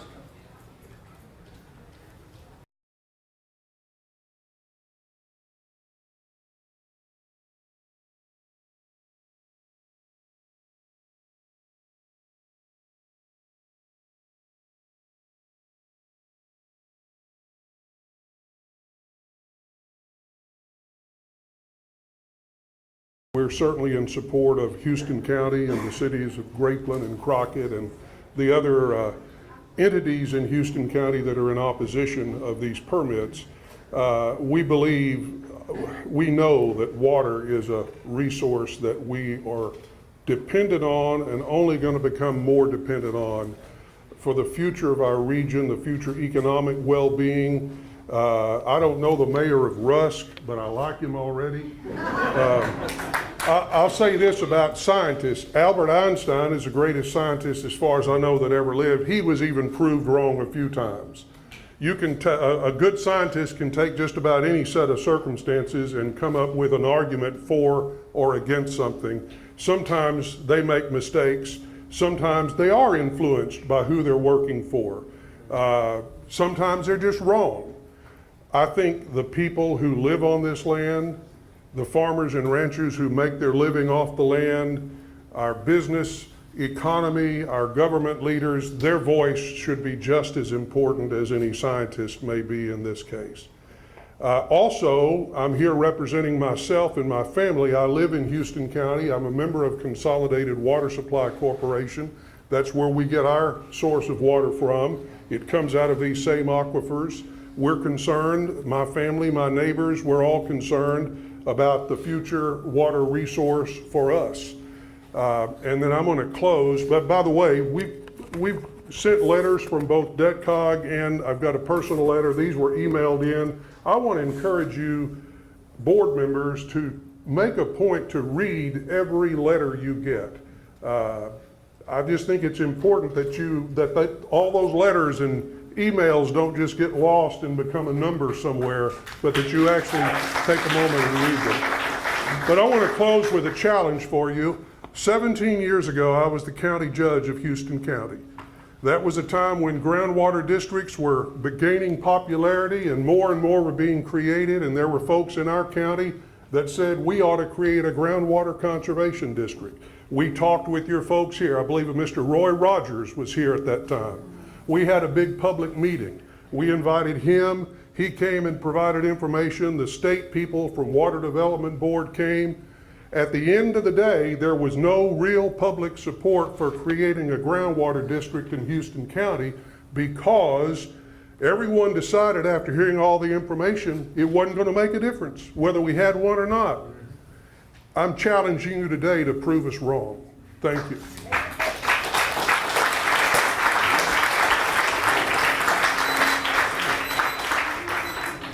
Danny Crosby. Danny Crosby.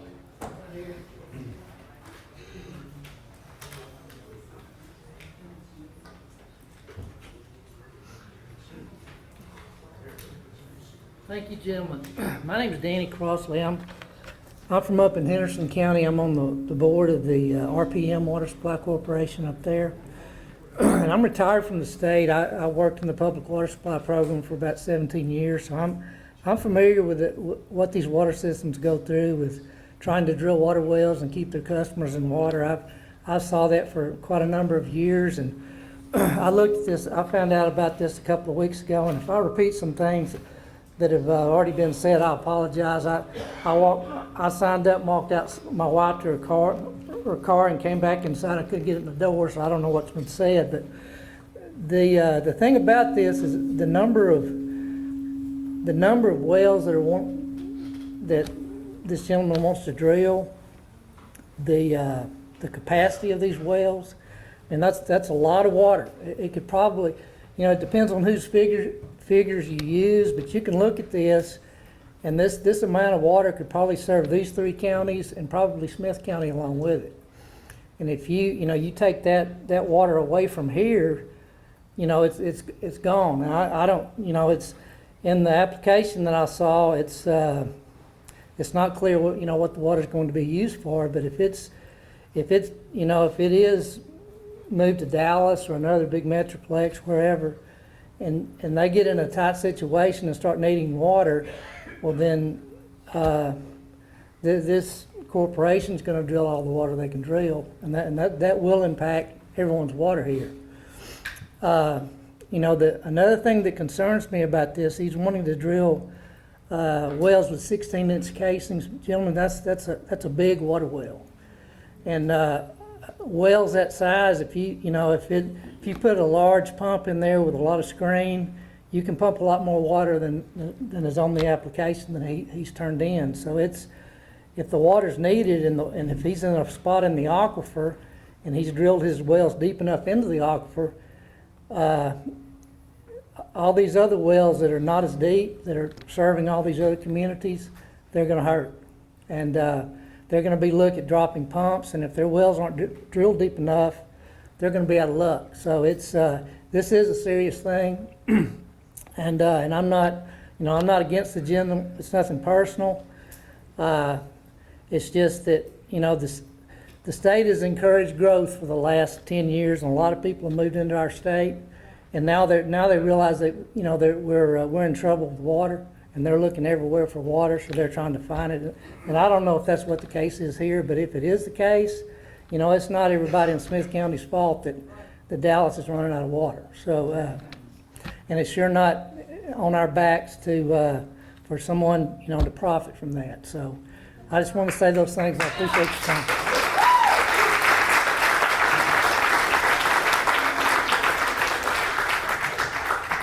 Mackenzie Brown.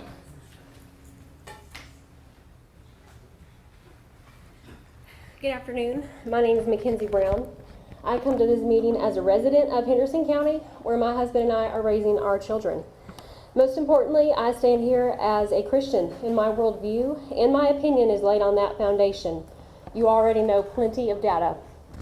The author J.R.R. Tolkien once said that every tree has an enemy, few have an advocate. I take the part of the trees against their enemies. Today, water has many enemies, some even hiding behind the name of conservation. One can look to California or other states and see what poor stewardship for the sake of short-term profit does. The role of those who govern is to restrain all types of evil and to be the servant of God for the good of the people that are placed in their care. The counties and our water has been placed in your care. Regardless of your personal recognition of the maker of this world or the creator of this water, if you go through with these wells, I hope your conscience never gives you a day of peace. That when you see the beautiful families and the children in our community, that you're reminded of the futures that you will be impacting by this foolishness, and that our posterity will never be able to enjoy East Texas as God intended us to, without the water that He placed in this beautiful ground. You have a chance to do what is right for both these precious resources and the thousands of people in these communities and these counties. Please listen to those you represent. Realize that our water is far more than just an inanimate object for you or any other LLC or anyone else to have a means to an end. Thank you for your time.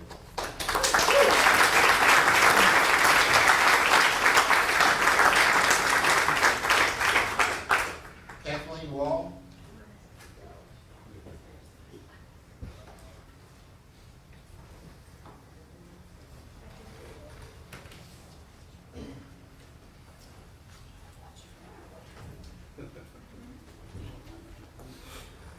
Good afternoon, Board. I'm next on the list. I'm not Kathleen Wall. It may be, hope that's obvious, but Ms. Wall is here and will speak as well. My name is Paul Simpson. I'm next on the list. I'm counsel for Wall Ranch, Leon County. which has one well for its ranch operations and, of course, domestic use. Also in the Carrizo aquifer that these wells are planned to be drilled in. Waller Ranch urges the board here to do its job and do whatever you can do to not let the camel's nose under the tent. It needs to be stopped now. But we ask that you apply whatever remedy you can, be it, you've heard enough discussion today about possible things that could be done to deny these permits outright, deny an operating permit, in worst case, set up for a contested hearing, preferably here in East Texas, all of which, whatever it takes to make sure this proposed project does not go forward. The reason I encourage you to do so is a read from the board's own website. According to your website, the board was created 24 years ago to regulate groundwater, to protect it from overuse and wasteful use. You also say that your mission is to implement strategies to prevent the extreme decline of water levels to the benefit of all water users, water rights owners, the economy, or citizens, and the environment of the territory inside the district. And that's critical, that you serve the district, and that is what your job doing, what your own website says is your job to do. Not allowing these wells, you've heard many stories today, and you're going to hear many more, allowing these wells to be drilled and, of course, inevitably to be produced at these high capacities for whatever purpose is going to damage in a serious way the water supply that is so critical to East Texas and everyone who lives and works here. Other areas may need the water, which I'll presume that's what this water is intended for. Those other areas can find solutions elsewhere without ransacking and destroying the water supply of East Texas. We encourage you, what this has managed to do, though, is awaken an army of Davids, and they're here today, and they're not going to stop, I assure you, until the army of Davids defeats the Goliath that is trying to destroy East Texas. So thank you.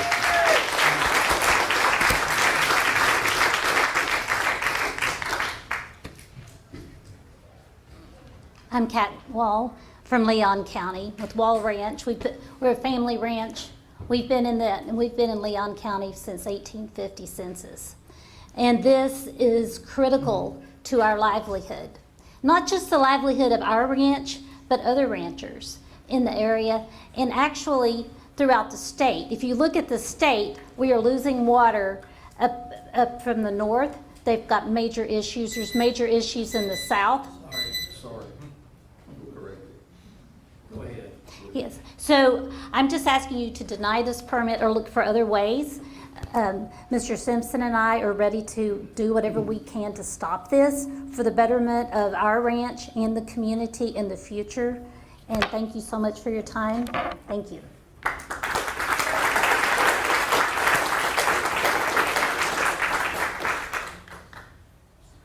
Cody, I can't read your last name. I'm sure that's me.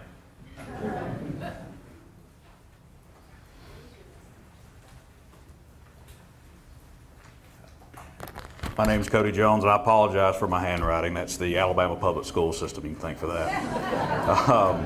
My name is Cody Jones, and I'm the Chief Executive Officer for the Greater Tyler Association of Realtors. We are the largest trade association in all of East Texas. I represent approximately 1,700 members of our association and about 2,300 that are subscribers to our multiple listing services. I'll be the first to say I am not an expert when it comes to matters of water and infrastructure and things like that. I am, however, an expert on matters of real estate. Should these wells go into place, you know, I'm not going to speak to this body and tell y'all things that y'all have heard again. Y'all know that the aquifer is not an infinite resource. You know that it is not expendable. But as several of these gentlemen and ladies have come up here and spoken to y'all, they've let you know their infrastructure concerns relative to their municipalities, their counties, and things of that nature. The part that they're not mentioning, though, that I just want to make crystal clear to y'all and everybody else in the room, is if other wells get depleted in other municipalities, counties, things like that, the cost of living is going to dramatically increase. It's going to reflect itself whether it's in water fees, whether it's in taxes to build new infrastructure, anything, sales tax, anything that you can think of for local government to regain revenue, to pay off or borrow on building that new infrastructure if that's impacted. That would be a terrible attack on not just the quality of life for East Texans, but the cost of living for East Texans. So I stand here representing the real estate industry, letting y'all know that my members are incredibly concerned over this issue. They're concerned because they know firsthand what the impact's going to be on affordable housing in East Texas, the cost of buying, the cost of living, and future cost of development. The last thing that I'll add, as I mentioned jokingly at the beginning of this, I'm originally from Alabama. I've lived here in East Texas about 1.5 years when I came to take over our association. I've consulted with realtor associations and home builder associations all across the country. I've been in areas where the water has been depleted, where there's building moratoria, where you can't get the water you need just to build a simple house, that the American dream is taken from those folks. Let those areas be a warning that that can happen in East Texas. This decision could establish a dangerous precedent, not just for y'all, but for future well sites, for other conservation districts, for groundwater all across Texas. So I urge you, in the most strongest and emphatic terms I can, deny this application. Thank y'all.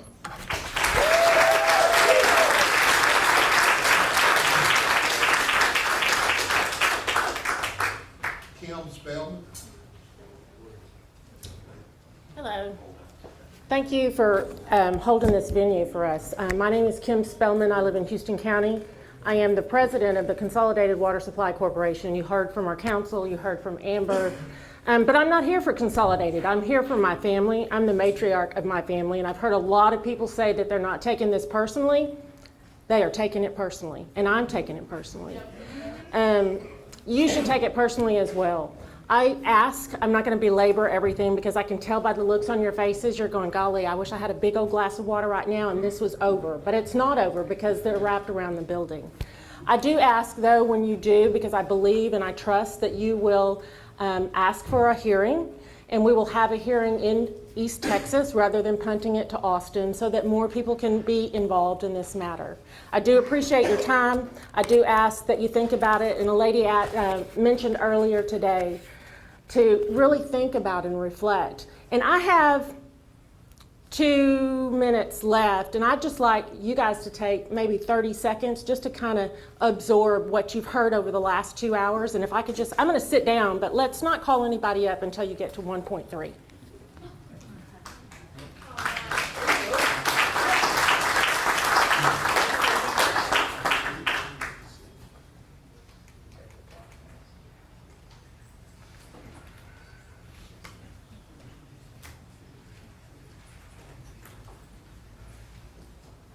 Okay, Dan Baum. Or is it Dan Bacon? Bacon. Bacon.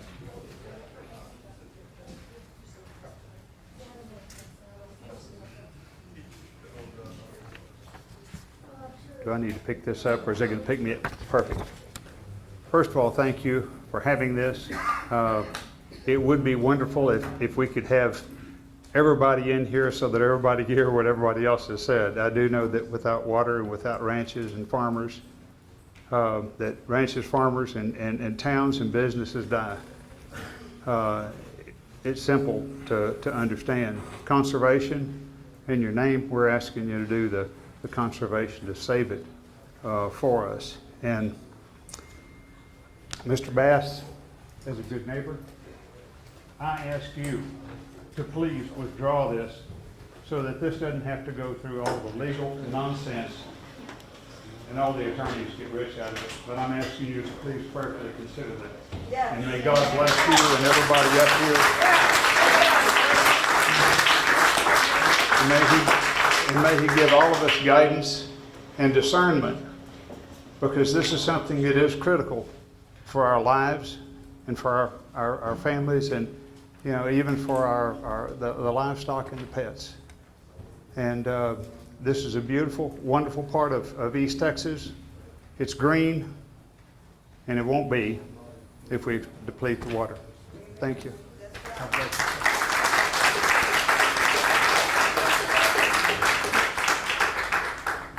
Troy Jones.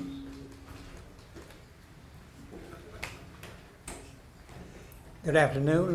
My name is Troy Jones, and this doesn't directly affect me yet. I come from Lamar County, but if this is allowed to go through and get the water from these aquifers, they could come after any aquifers that we have in that area in northeast Texas. And that would be detrimental to the people that live out in the counties that does not have access to municipal water or to county water. And another thing to think about, if some people have not heard of it, is the Smackover Formation, which is a lithium-rich area that runs from Texas to Florida. And they could use some of the water that they're wanting from these aquifers to mine for lithium, and also to use this water for their mega computer systems so that they could use those. And that's just all I have to say, but I just want to point out that that could be an ulterior motive for these wanting to get these aquifers is for the Smackover Formation, because some people down here may not have heard of it, that we sure have up in East Texas. Thank you for your time.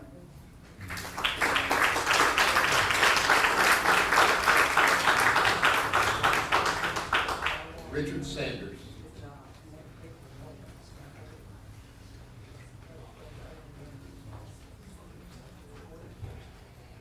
Thank you, Mr. President. My name is Richard Sanders. I'm the Vice President of Brush Creek Water Supply Company for Northern Anderson County. Excuse me. We represent over 4,000 residents in Northern Anderson County. We have 5 wells that we produce from. And I'm here today on behalf of our membership to rise in opposition to these petitions and ask that you decline them. As everybody has stated, water is a vital resource for our way of life.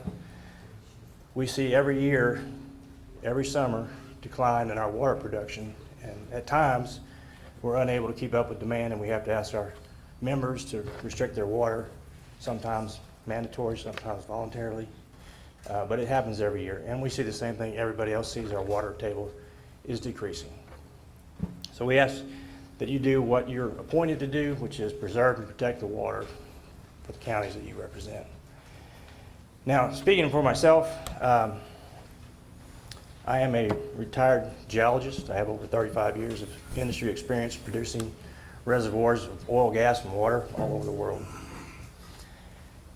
I'm not going to go into a great bit of detail, but what I can tell you is that the wells that have been proposed are massively over-designed for what the stated intent is on the application. These are not test wells. These are full-blown production wells. There is no reason scientifically, engineering, that you would drill that many wells of that size if you were not planning on using them as producers. Full stop. All right? Secondly, I'll just add, I'm going to close with this. Water reservoirs, or I'll just say a reservoir, whether it's oil, gas, or water, is finite. It only has a limited capacity. And when you drain it, it doesn't come back to where it once was, ever. Water reservoirs are especially delicate in that the balance between the recharge and the discharge has to be maintained.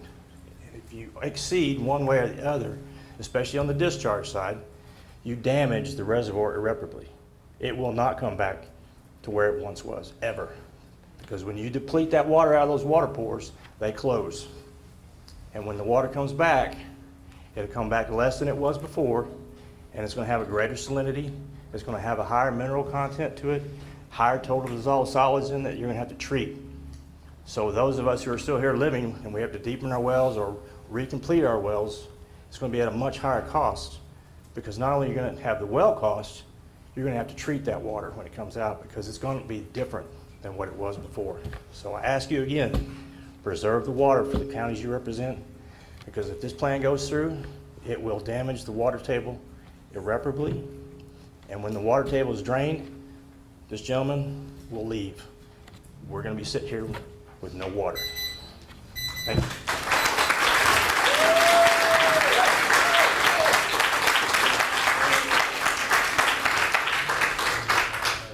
Vicki Tyndale.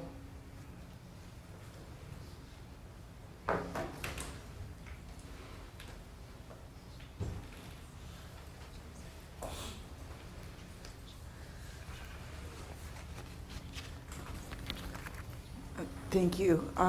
Represent the user end of the water spectrum in that we own apartments, duplexes, and single-family homes in the cities of Jacksonville, Rusk, and Alto. We pay thousands of dollars every month in water bills. This is one of our bills for the month of January. It's over $7,000. That's with water rates at what they are right now. We still have plenty of water. The city of Jacksonville and other cities have already told their citizens and residents that the water bills are going to be going up here in Jacksonville every January. We can only raise rents so much, and then people can't afford to pay their rent and pay their other bills and take care of the other responsibilities they have. We get regular inspections at all of our properties from the City Public Works departments, fire department, law enforcement, insurance companies, and they are our standards that we have to meet.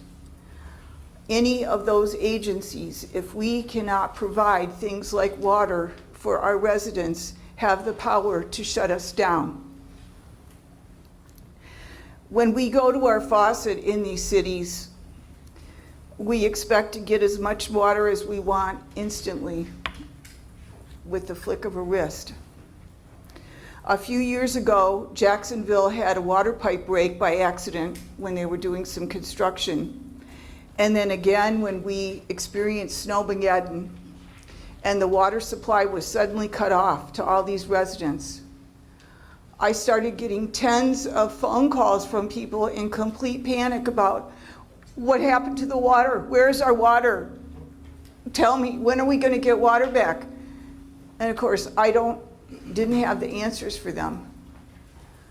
So I'm here to ask you to deny these permits because we already have a problem right now, and I don't think too many people realize it.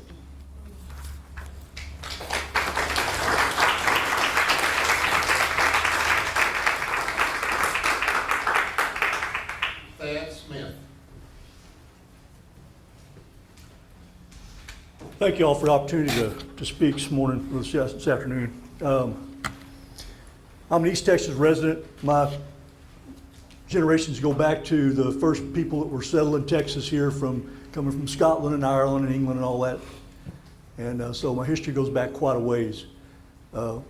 This water supply is an inheritance for me and my family, right? Yes. Amen. And that's the way I look at it. It's an inheritance, and it's a valuable resource. Obviously, it's valuable because there's money to be made from this. And I'm not, capitalism is a great thing. Unfettered capitalism is bad.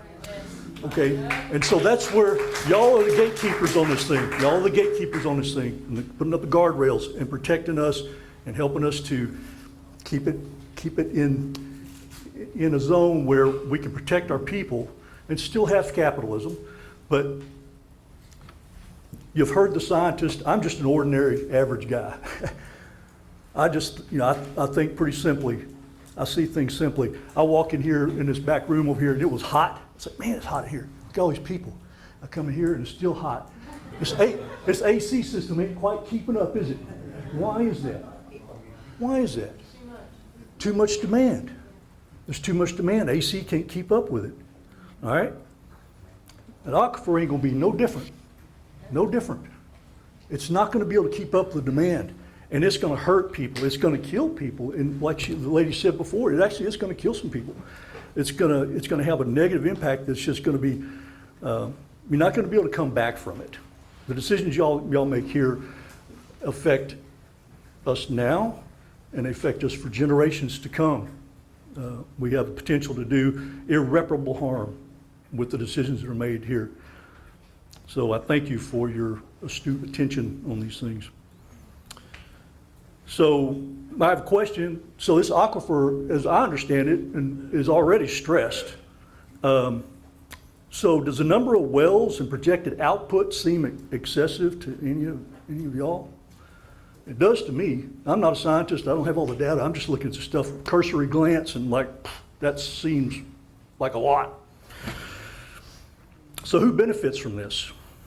Well, we don't really know that, do we? I mean, not really who in the end benefits from it, but I'm pretty sure it's nobody in this room that's come up here to speak, to ask for denial on this thing. So what will be the impact? Who knows? Existing wells, we already know it's dropping. If we start this stuff, it's really going to go quick. Biology, farming, livestock economy, but I'll wrap it up. Unlike the air conditioning here, when the water demand exceeds the supply, it won't just be a matter of comfort. It's going to be a crisis. Thank you. Please deny this application. I ask you to please withdraw.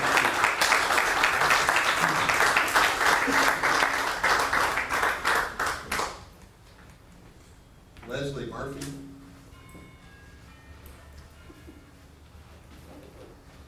Hello, good afternoon. My name is Leslie Morrison Murphy. My husband and I are retired military. We chose Texas over Alaska on retirement because of the weather, and we chose East Texas because of the water. I lived in the Houston area for many, many years, and so I'm very familiar with Texas and water. I'm here to oppose the application to these wells because the 31-acre parcel that we live on, we have a 2-acre lake that is spring fed. And when we are in drought conditions, we lose our lake. It doesn't go completely out, but the springs are not able to keep up with the drought capacities. We also found that we have a small irrigation well. We have food production trees on our property that we use, the lake water and the well water that we have to, in drought conditions, we have to hand water all of our trees and our food production plants. A negative impact of these high capacity wells, as I can see from what we are existing with right now, would be the lower pump pressure, reduced yield for our food production property, and then we would be forced to use the community water system that we have that's attached to the house and use that water, which we're going to have to start paying for, in order to water our existing food production trees. We are asking you that you would deny these applications on the basis that it's going to have a huge negative impact over all of our community. And as a district, your responsibility is to safeguard the groundwater for all of the stakeholders and to remove any possible conflict of interest in that project as well. Thank you.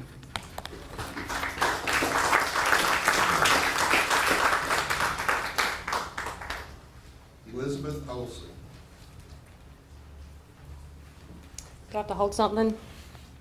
Okay. Hey, my name is Elizabeth Olson, and I'm a landowner and a homesteader, and a lot has been said. But one thing that I haven't heard is I've been in Kenya, Africa, and there were several things that stuck out to me that was in the third world country that we didn't have problems with here. One of which was the trash system. And there was trash everywhere. They didn't have a city trash. All right, so there was these piles of trash built up everywhere. But then, if y'all have ever been in church, anybody ever had a group go dig wells somewhere? Yeah, all right, because they don't have the water situation that we have here. And the guy that I was driving around with, he said that it's been 60 years since the government promised that they'd dig wells for them, all right? And so it was a big problem. People would get sick and die over there because they didn't have enough water.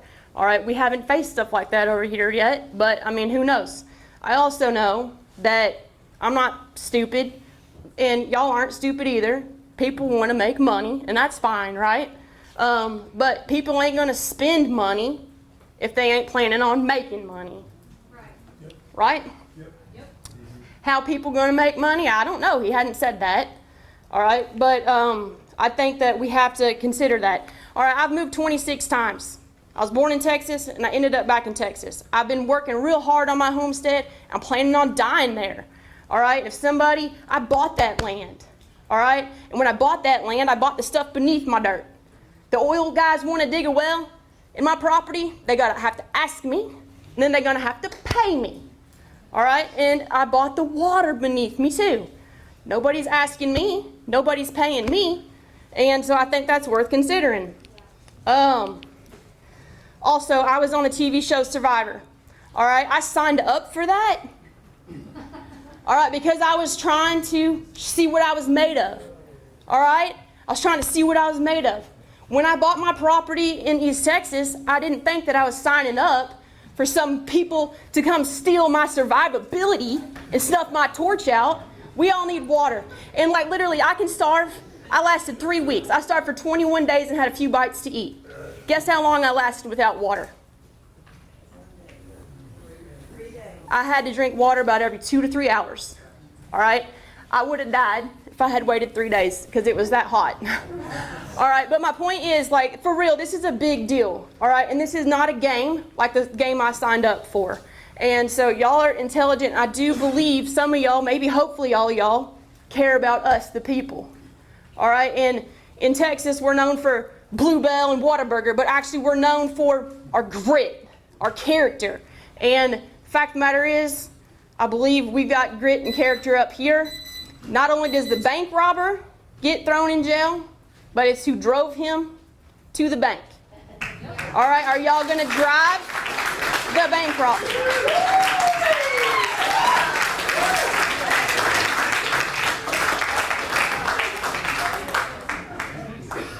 Sylvia Guzman. Thank you. My name is Sylvia Guzman. I'm from Leon County. I've been an East Texas resident all my life. I have a small farm in Leon County. I don't know if any of y'all have been to Leon County, but there aren't very many people live there, mostly farmers and ranchers, and who have been under attack now for numerous years. Our farming industry has been under attack, so is our cattle industry and other wildlife industries, and so we're really stressed. We had a lot of people sell their cattle not too long ago, and our farmers are concerned about our water now because that's the one thing they could count on to stay alive in their industry. And so I also own a soil remediation company. And in the soil remediation industry, there's a lot of different technologies to remediate the soil, but there's also technologies to remediate the water to make it potable and usable for land, for crops and everything, and even brine water. And we have a technology, and I'm sure there's others out there. I'm not trying here to pump my own business, but there are other technologies as well. But they're 190 days once the soil remediation product is put into the brine water, and it's now becomes usable for crops. So these are the technologies that I'd like to know. There's a responsibility for this company to ask for money from us, from water, excuse me, same thing, same difference. There's a responsibility on their part for them to provide regulatory, for us to give them regulatory responsibilities, just like anybody that would come to us for economic development and business in our areas. We ask them, we offer, what can we provide for them to come to our county? Well, what did they bring to the table? Because they're not being forthright about that. And we need to know, it's our right to know, as users of our own water. And the fact that I know it may happen regardless because the law's not in our favor right now. I go to the legislature. I've been going to the legislature for many years. And by the way, if we have to go to the legislature on this, they better buckle up because I've taken on all the big lobbyists and I'm not afraid of any of them. But the bottom line is, whiskey's for drinking, water is for fighting, and we're here for the warpath. Thank you.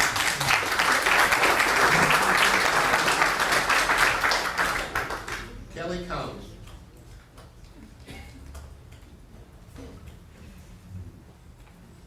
Hi, good afternoon. My name is Kelly Cohn, and I'm the Vice President of the Board of Safari Waters Ranch. We are a unique growing community in East Texas. We are right next to Barefoot in LaRue. Our entire community relies on one single well to supply our water. We have over 400 lots. Currently, we have over 250 people who are living there. Due to our growth we're experiencing, we are already moving forward for a second well just to meet the needs of our residents safely and sustainably. Our lakes are spring-fed, and they are vital not only to our landscape, but we have exotic and native wildlife that roam our community. These animals depend on our lakes to survive. If the Wilcox Aquifer is drained, those springs will dry up, and it won't just affect our faucets, but it will damage our entire ecosystem of our community. The proposed high-velocity wells would draw enormous volumes of water from the same aquifer we all depend upon. These wells have not yet been permitted, and that's exactly why we're here, to prevent the permitting. Permitting them would be a reckless decision with irreversible consequences for Safari Waters Ranch and the surrounding communities. It's also important to state one thing that we find very deeply troubling was that Mr. Foster, who served on this board until his resignation 3 days ago, should have recused himself from any discussions about these wells. Meeting minutes and other documentations clearly show that he did not. This is especially concerning given that he is the primary dweller behind the Redtown and Pine Bluff projects, the very wells that are under scrutiny. Allowing a person with direct financial interest in a high-velocity well to participate in board matters is a blatant conflict of interest, and it's undermined public trust in this entire process. This proposal didn't go through the proper public awareness channels. It was pushed forward quietly without transparency, and now that's not how we do things in Texas. We're not asking for a delay. We're asking for this board to please deny the permits outright.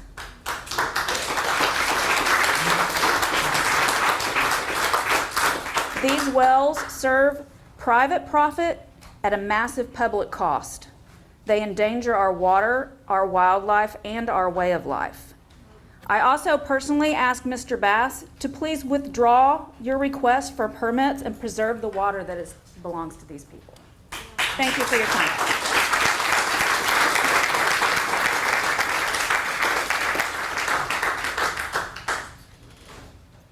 Chris Schultz, maybe? Chris Sakuli? I'm having a difficult time reading this. Is there someone named Chris that signed up that out there? Chris Hewitt? Is it Hewitt? Looks like Sakuly. No, we're Hewitt. Chris out here? Sign up to speak? Okay. Your turn. We'll move on to Charles Flanders.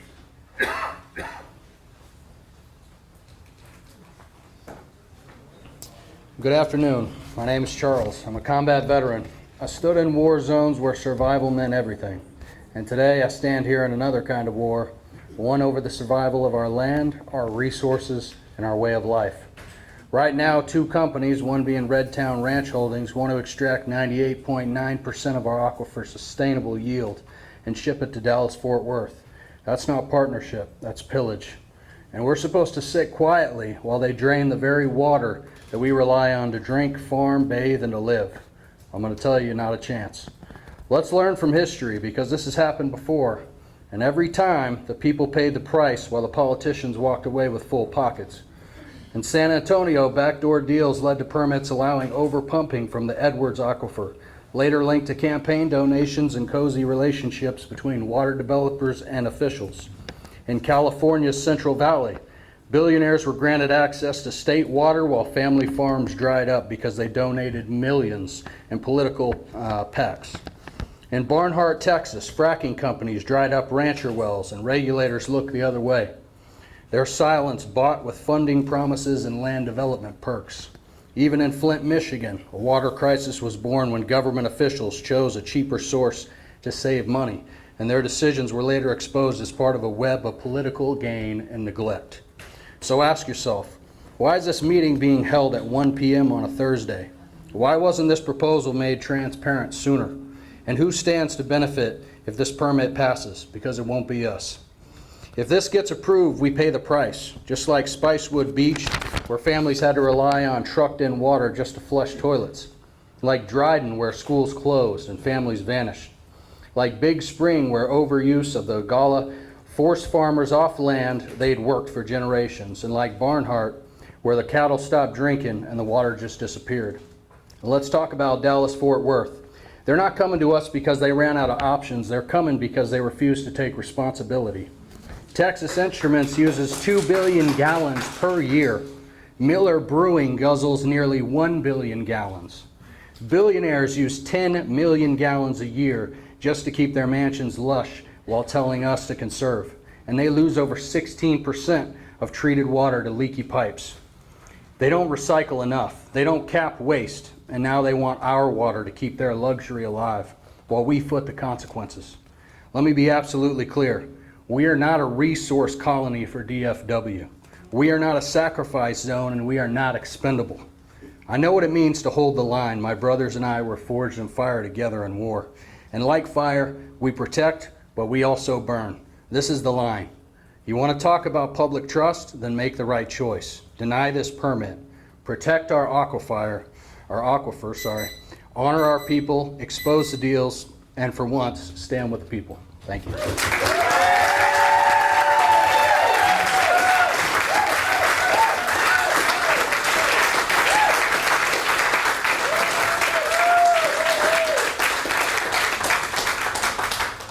Thomas Loveday.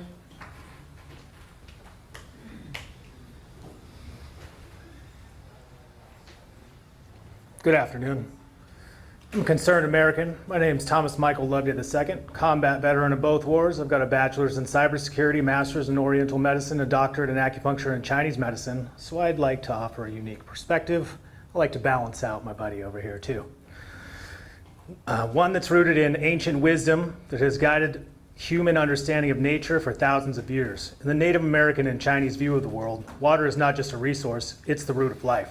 The element that governs adaptability, resilience, the long-term survival of all living things. There's a saying, water is the source of all things. When we remove water from the earth unnaturally and without balance, we are not just draining liquid, we are stripping away the very foundation that supports vitality both in nature and in society. In traditional understanding, deep sources of water like aquifers represent Earth's hidden strength, the quiet, nourishing reserve that sustains life above. These are not meant to be disturbed casually. They're yin in nature, cool, still, and restorative.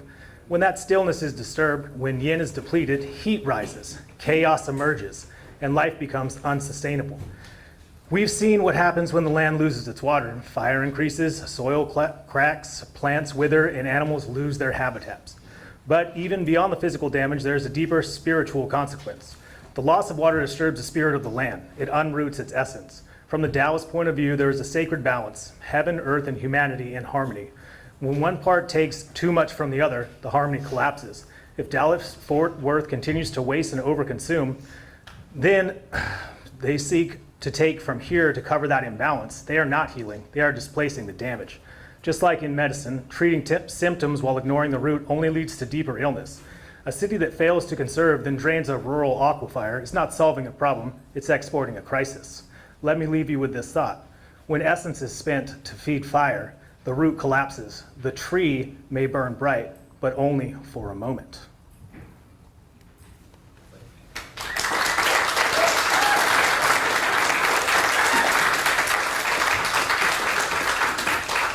Janet Stanovich.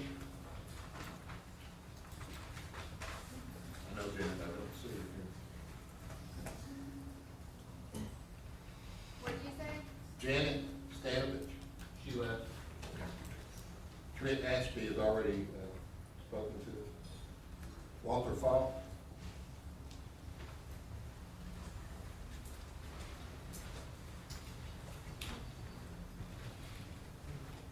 First of all, thank you for having this meeting. I know it's in the middle of a day on a Thursday. My name is Walter Fout. I'm just a homeowner. I moved here from Houston looking to start my family, and that's what we did. We have 30 acres and we are on a personal well. I do want to defend the water here, and I hope all of you do too. But not only that, the law here in Texas and the Texas Water Code implores that you do. When it's being used for exploitation and exportation outside of our counties, you have the power to deny that. We don't need to go to Austin. We don't need Texas legislatures to get behind this. You have that power right now to deny hedge fund managers from taking our lifeblood. The bottom line is that you are obligated for this. And if we look at past experiences, we don't have to find out what's going to happen here. We can look at San Antonio right now where a similar aspect is going on. And if we look at a 10-mile radius, we're seeing wells drop 20 feet in the first year when they started their programs. In under 5 miles, they've dropped almost 60 feet. That's in 1 year. The other impacts are ecological. We're going to see that all over. We're going to see plants wither, as it's already been noted. We're going to see creeks dry up, and we're not going to see that water come back. We can see it happening in Arizona as well. We've seen that it's become a federal case, that it's used for mismanagement of water rights and letting it be exploited against us. The implications is that everybody here that has come to deny this may have to give up property values. They may have to bring in water from other sources. And they may have to give up their wells or pay thousands upon thousands to try and get their water back. The bottom line is it's become a blueprint for collapse, and we've seen it in many cases. And please, we are asking you not to repeat this here in Texas. Again, we've already seen it happen in San Antonio, and we're seeing ranchers have to move because of it. You have the legal ground to deny this permit. You don't have to wait for Austin. We ask as Texans to do this. You're protected by the law, and you have the law on your side to do this when you protect our water. Thank you.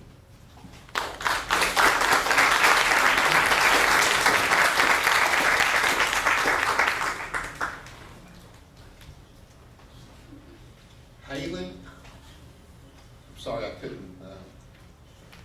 can't figure out the last name. Hi, I'm Haley Agapitas. I'm in Cherokee County, and I'm here today to represent all of us, the native, you might even say the indigenous people of East Texas of today. We've heard a lot of good points made here today about the impact environmentally and financially and personally that these wells would have on our communities. We've even talked a bit about the vague and lack of transparency in the process we've had to endure.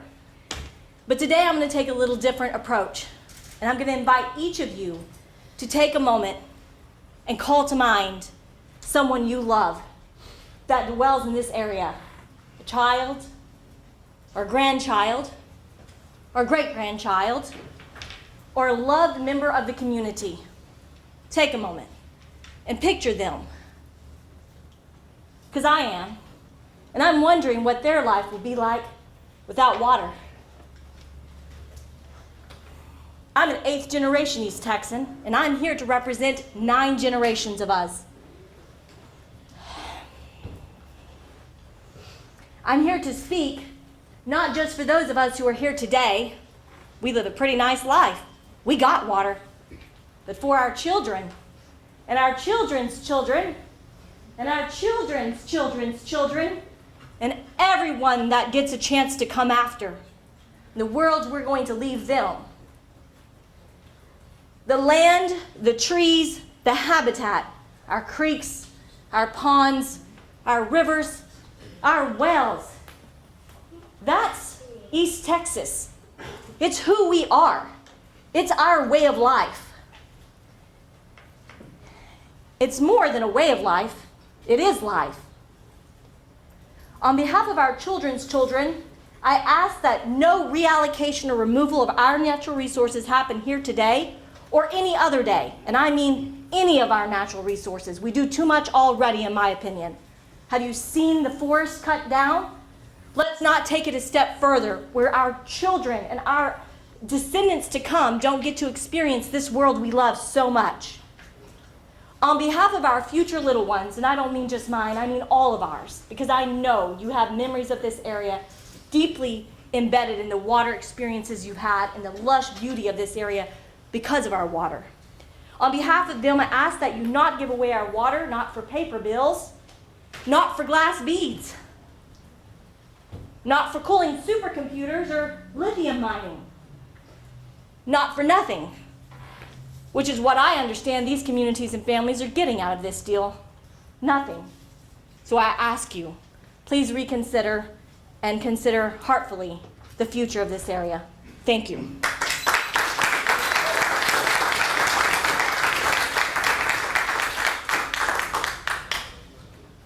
Marvin Ramsey.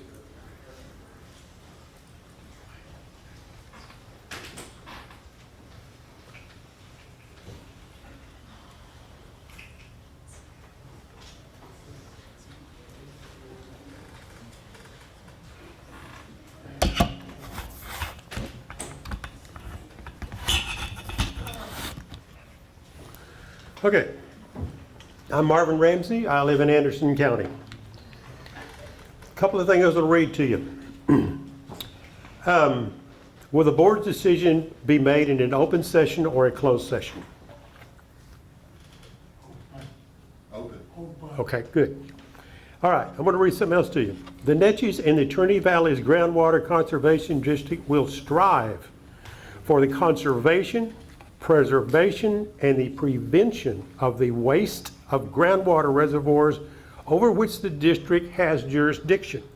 The district will implement water conservation and management strategies to prevent extreme decline of water levels for the benefit of all water users, water rights owners, the economy or citizens, and the environment of the territory inside the districts. That is your mission statement. Will you fulfill that mission statement when you make this decision or not? That's the big question, okay? Now, as far as ownership goes, this is something I did some research on, which comes from the statutes in the state of Texas statutes under the water section. Ownership of groundwater entitles a landowner, including a landowner's lessee, heirs, or assigns to the legislature recognizes that a landlord owns the groundwater below the surface of the landowner's land as real property. We own it. The groundwater ownership and rights described by this section entitle landowner, including a landowner's lessee, heirs, or assigns to drill for the production the groundwater below the surface of real property, subject to subsection. If you don't know what subsection is, that means where the ground sinks, okay? Sinkholes and things like that, okay? Now,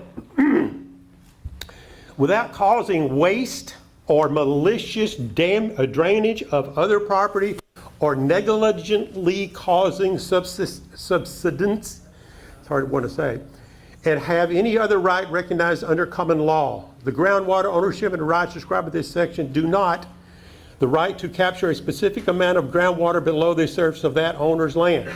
So they are restricted on how much water they can take out of these wells, okay? And we own those rights. So I will say, Mr. Bass, I've got 3.5 acres, and I know it's on the aquifer because where there's a spring there. I will sell you my water rights for $1 billion an acre, which is 3.5 acres. Okay? And the reason I say that is because I'm going to have to put my house on the market that we just have lived in for a short time. This is going to be my retirement home. Because I'm not going to be able to afford it and pay the mortgage on it any longer because the property values will just plummet, tax rates will go down, sales tax will go down, the economies in these locations are going to plummet as a result of this action. That's a firm offer.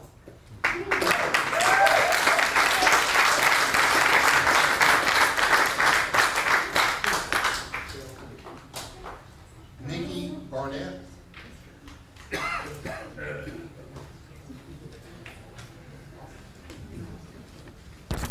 Good afternoon. Thank you for allowing us to speak before you today. My name is Nikki and I'm here today as a Cherokee County cattle rancher. I would like to express not only my concern and disapproval regarding the permitting of these high volume water wells on the docket today, but also any in the future. Anytime you monetize natural resources, there will be a divide. It is your job as stewards of our groundwater to look at the future impact the decisions of today will have on our community and our future generations. The Carrizo-Wilcox Aquifer at the heart of this debate is one that is relied on by individual families, communities, municipalities, and livestock and farming operators. This aquifer should not be taken for granted. The Neches and Trinity Valley Groundwater Conservation District, you guys, has the responsibility to protect this aquifer. My family relies on this aquifer to provide for our herd with the 2 water wells on our land. These permits, if allowed to go through, would not only jeopardize our livestock, but the livelihood of so many across Henderson, Cherokee, and Anderson County. In truth, the writing's on the wall that at one point or another, the water that pumps from these wells will be sold off to the highest bidder and sent to communities outside of East Texas for profit. A profit that would not benefit those at greatest risk should the aquifer not replenish and wells run dry. I haven't seen a proposal yet where royalties would be paid to landowners above the aquifer. And frankly, I'm not interested in a paycheck from our life-giving aquifer. You cannot put a price on my family's lifestyle of ranching and the future of our local communities. Who will be held responsible if our wells did in fact run dry or needed to be worked over? Is this Conservation District Board prepared to financially assist those families and communities? And likely the answer is no. Should you approve these permits, you would be basing your decision on the hope that our aquifer replenishes. A shift in weather patterns, even for a year or two, could have a disastrous impact on our aquifer, one that it could not bounce back from. Not to mention, more and more individuals move into our area because of the way of life we have here. A way of life that is supported by our aquifer. If you jeopardize the aquifer, you jeopardize our way of life. There is no benefit to approving these permits outside of financial gain for a small group of individuals. I urge this board to take a stand that our aquifer is not for sale, not on my land and not on our watch. Thank you.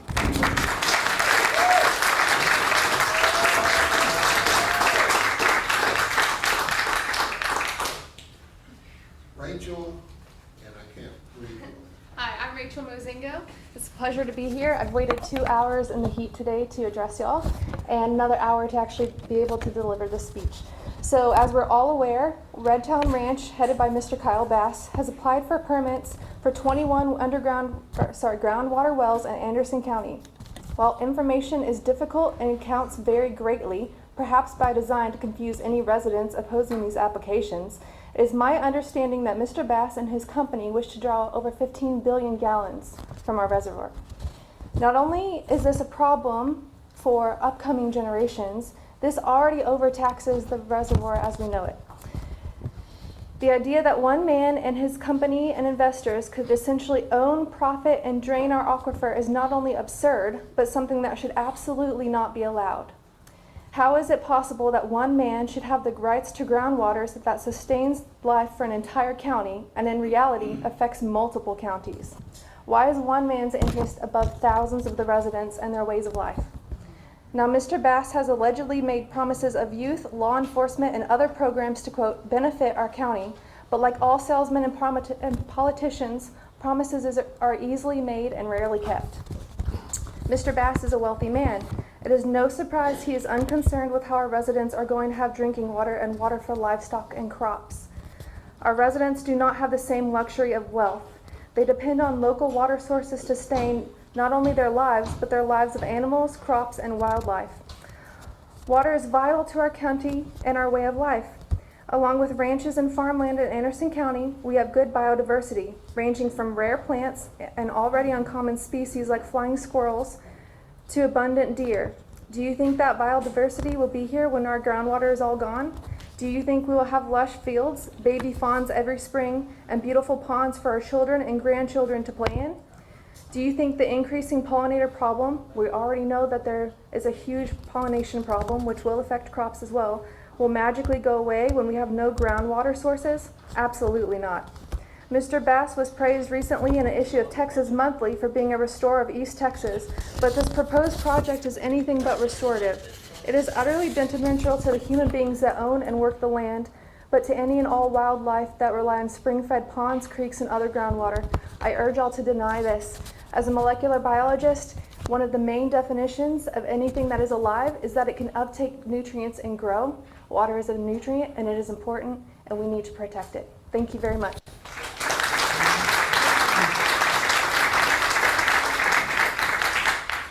Moody Hurd.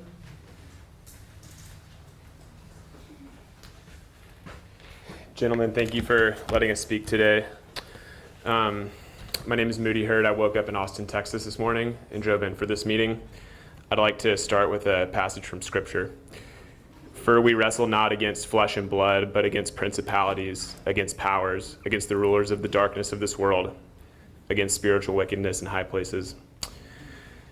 I'd like to talk a little bit about Austin, where I've been involved in the water scene. So there's a few gentlemen here wearing a hat that says Aqua on it. A couple years ago, around Wimberley, Texas, Aqua was granted a permit to pump 90 million gallons. They ended up pumping more than twice than that. They refused to pay the fines, and Jacob's Well, which is a treasure of the hill country, went dry.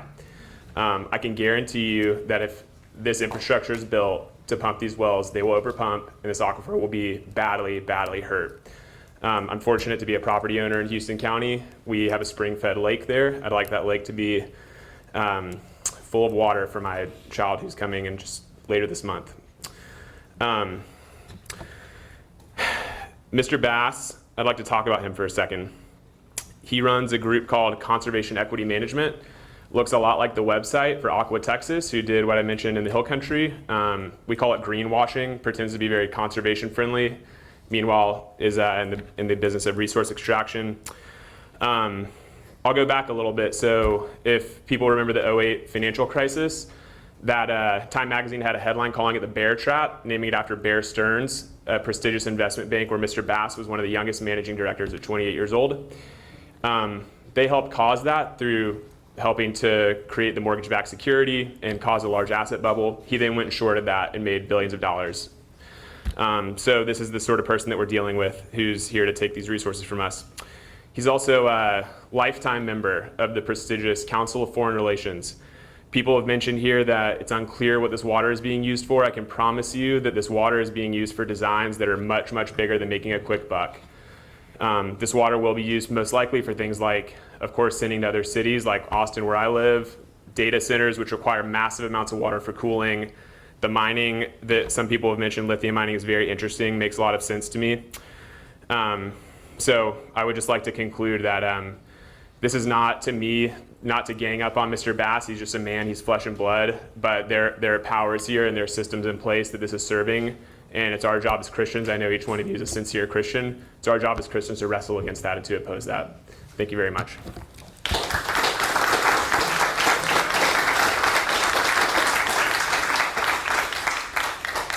Matt Moore. Hi, thanks for letting me speak. My name's Matt Moore. I'm a property owner in Houston County near Grapeland.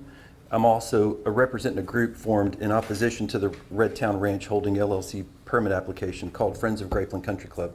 I'm on the board of directors at Grapeland Country Club. It was founded about 100 years ago. It's a nonprofit. It's the lake that Moody talked about. It's ground fed. I've got a well, and we are formally requesting a hearing to contest the Redtown Ranch. We've sent that in.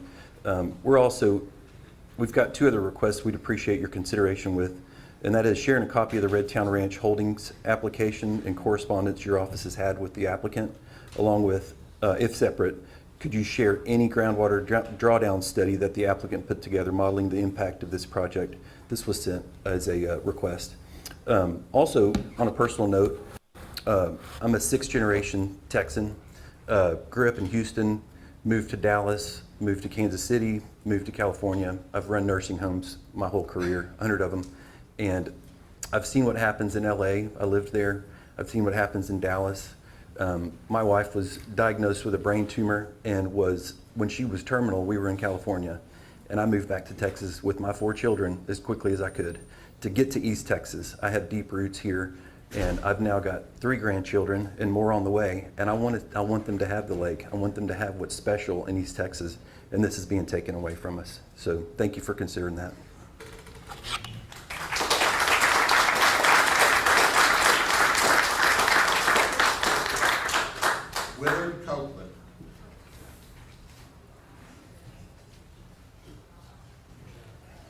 I'm exhausted.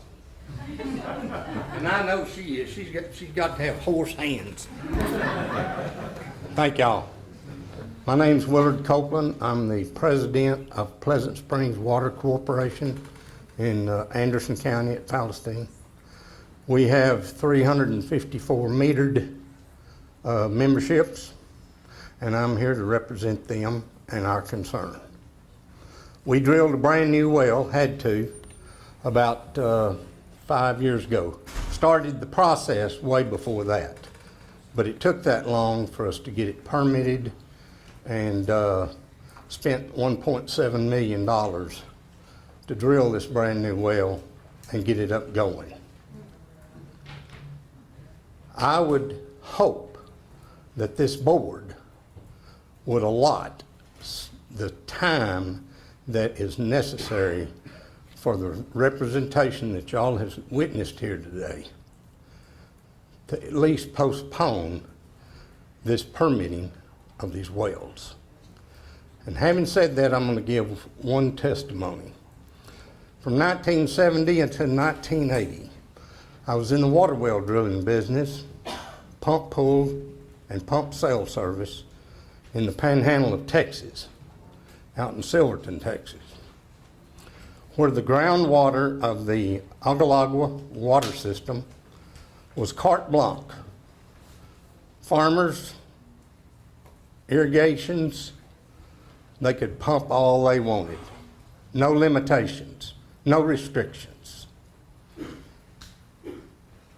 Long story short, in 1980, when I quit that business out there, it was simply because I had pulled 10, 12, 8-inch irrigation systems out of the ground and gone back with 2-inch to 3-inch submersible pumps. Those people have a lot of problems out in that area right now. I'm originally from Childress, Texas. They are in a water drought area. So, my recommendation to you as a board is to please, please use your judgment and ask God above, are you doing the right thing?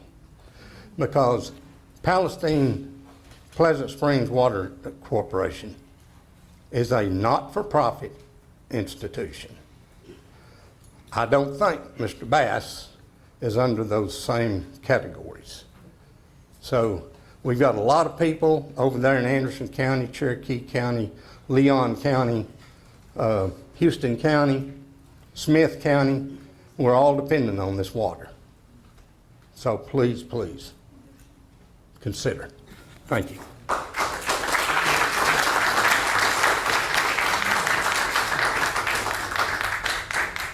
James Rayborn.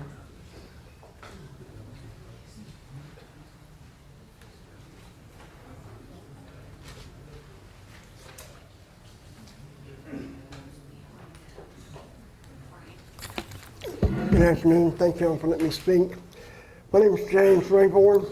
I'm from Princeton.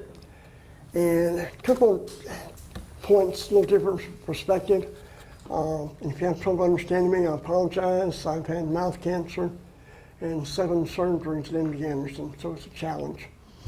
One thing, 12 of the last 20 years, I lived in Plano, on the north side of Plano.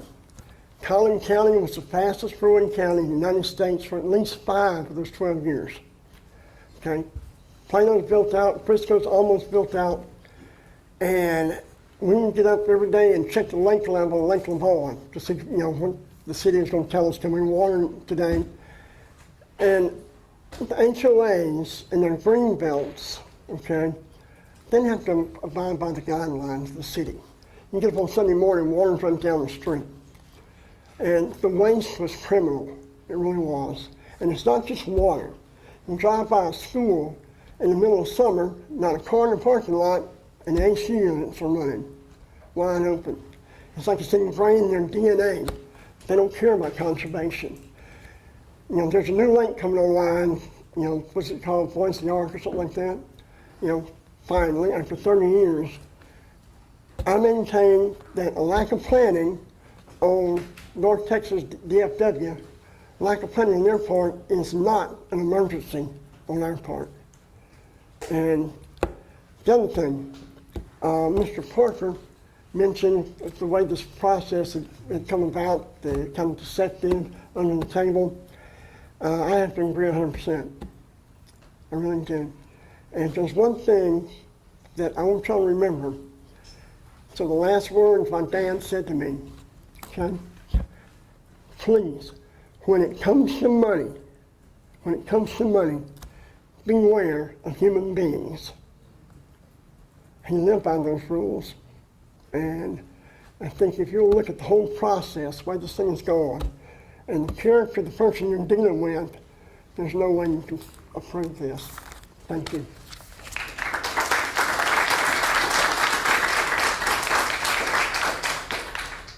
Kara Stanley.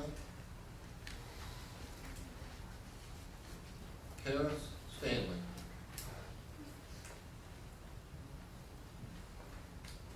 Chris Hewitt.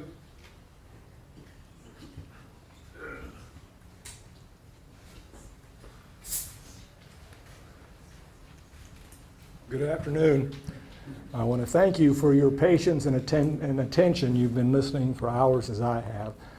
And I don't think I have much to add. I think that the statements have been pretty comprehensive. I just have questions, and you probably have the same questions.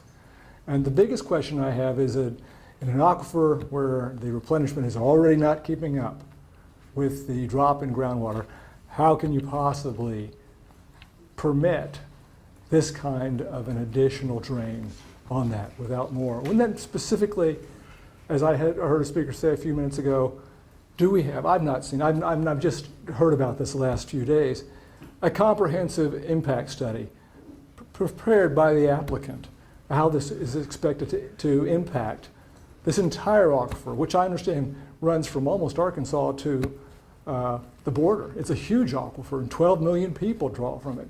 This is not going to just impact these counties. It's going to impact Texas much more broadly. In some areas, there's already salinity at the edges of this aquifer. So I think you owe it to yourselves and to the public to get such a study if it's not already available. Make it public. Allow all these people. We have lots of people who have a lot bit more knowledge and information than I do to take a look at it and to criticize it and give you impact, so that when you make your judgment, it is fully informed and not a rush as we see right now. I want to thank you again for your time and your patience, and I want to give back the rest of my time so that you guys will have a little less of a burden for the rest of the day. Thank you.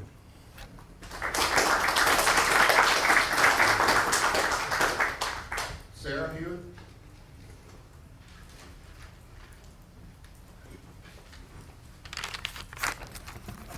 I join my husband in addressing you and thanking you for your time at this juncture.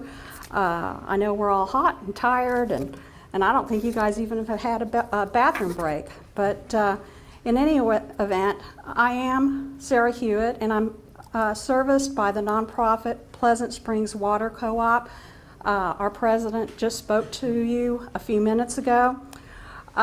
These are all people in our neighborhood, 350 souls. We pay for our water system. You know, we're slowly bringing down the debt, and the first well that was drilled went dry, and we're one of the water districts that's in trouble because of the drop in the aquifer. So I implore you to deny these permits. I implore you to keep your charge to conserve and protect our water and our aquifer. If you grant these permits, you and Mr. Bass will completely destroy our part of East Texas. I don't have any doubt whatsoever that that will be the end result. So I want to leave you with this question. Do you wish to be remembered as the ones who voted for the destruction of our region? It's that simple. I've written all your names down, and if that's the legacy that you desire to leave, God help you. But if not, then do the simple thing that is in your power, and that is to deny the permits. Thank you very much.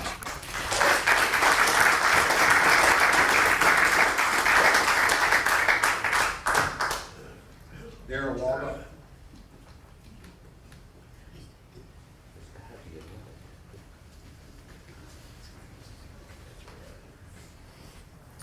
Board members, good afternoon, and thank you for taking the time to let us express our opinions. My name is Darrell Waldock, and I'm with Collier Consulting, a hydrogeological and engineering firm. We're representing Aqua Texas today.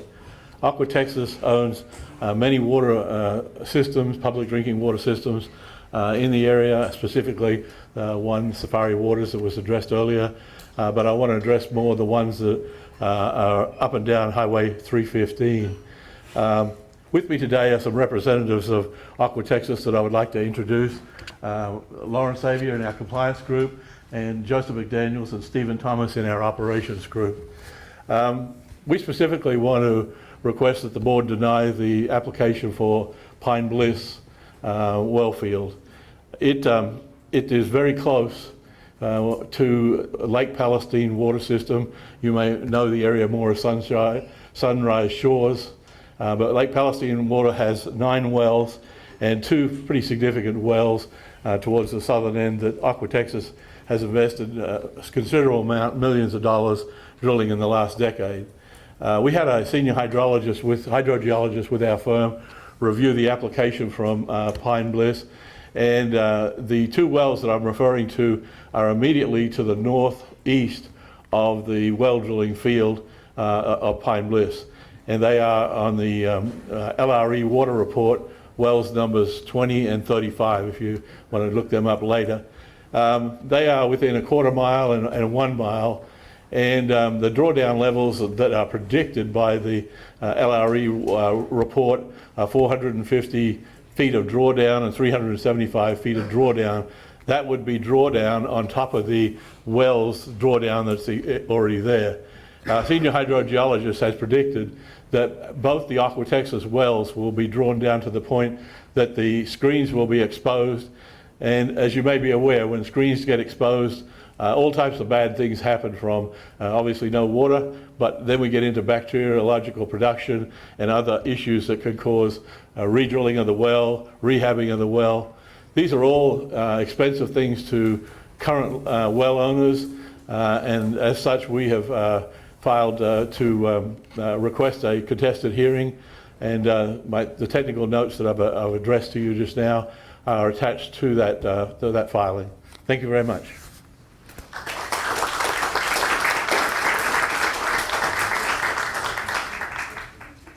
Jonathan Valentine? Jonathan Valentine?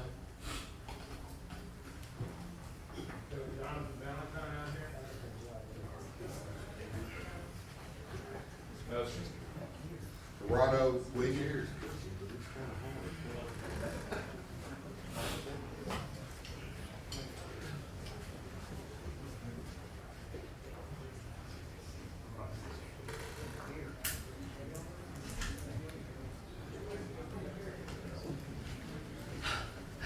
Hello, I'm Gerardo Guillen.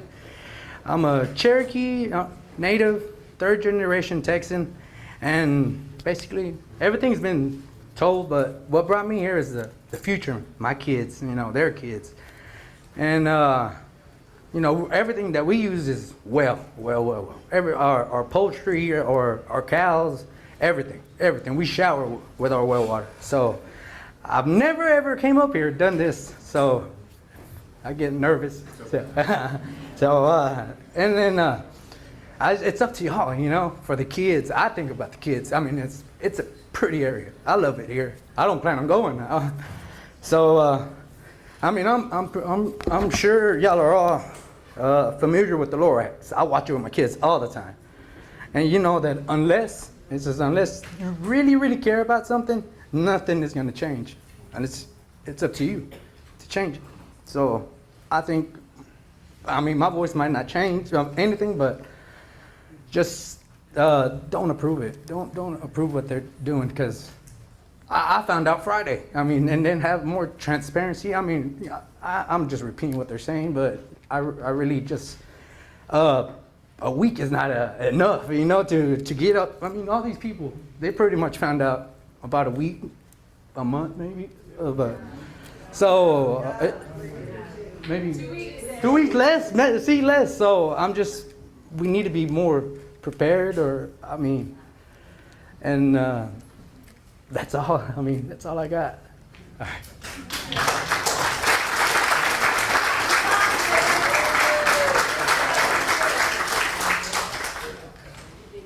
Herbert.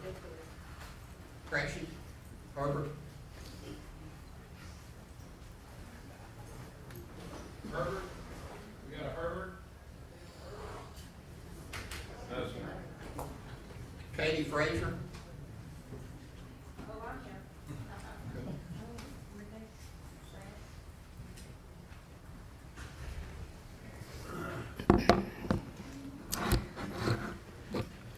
My name is Katie Frazier. I'm a landowner, a wife, a mother, and a private well owner in Leon County. We raise animals, we grow our own food, and like so many of our neighbors, we depend on the Carrizo-Wilcox Aquifer. No city hookup, no backup supply. The water beneath our feet is everything. It's literally our lifeline. And now you're considering permits that could ultimately extract about 15 billions of gallons of that water every year. Not for us, not for the people living and working on this land, but for outside developers and hedge funds chasing profit in places that didn't plan for their own water needs. But the public deserves to know and understand how this process seems to have unfolded. The company hired to drill these wells, as many of you know, is Andrews and Foster Drilling. The owner of that company, Donald Foster, served on this groundwater board until 2 days ago, when he resigned just 48 hours before this public hearing.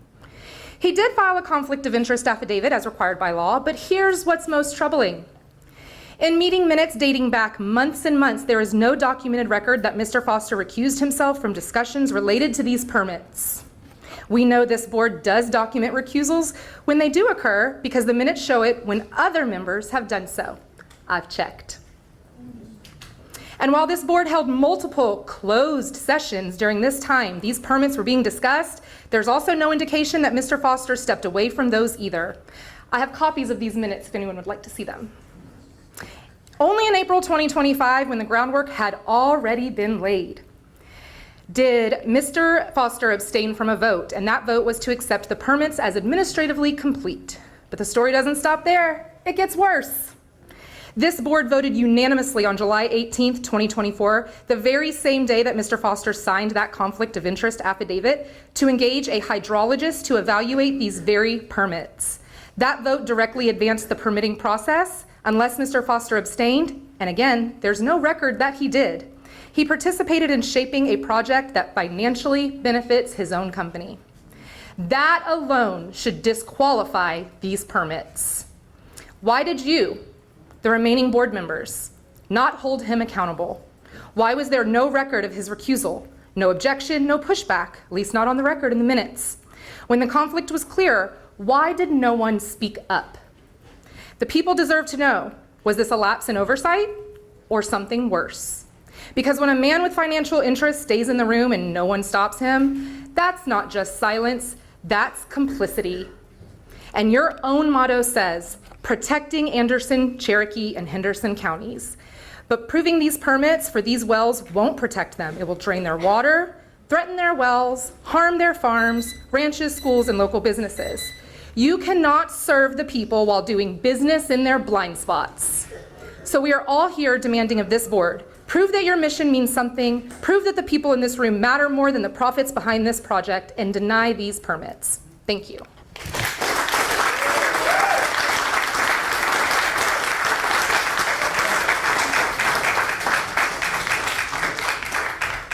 Smith.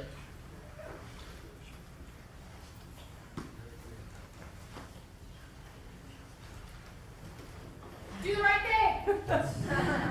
Take me a while, I'm pretty tired. I just want to say, you know, some people said, well, I'm not going to repeat it because it's already been said.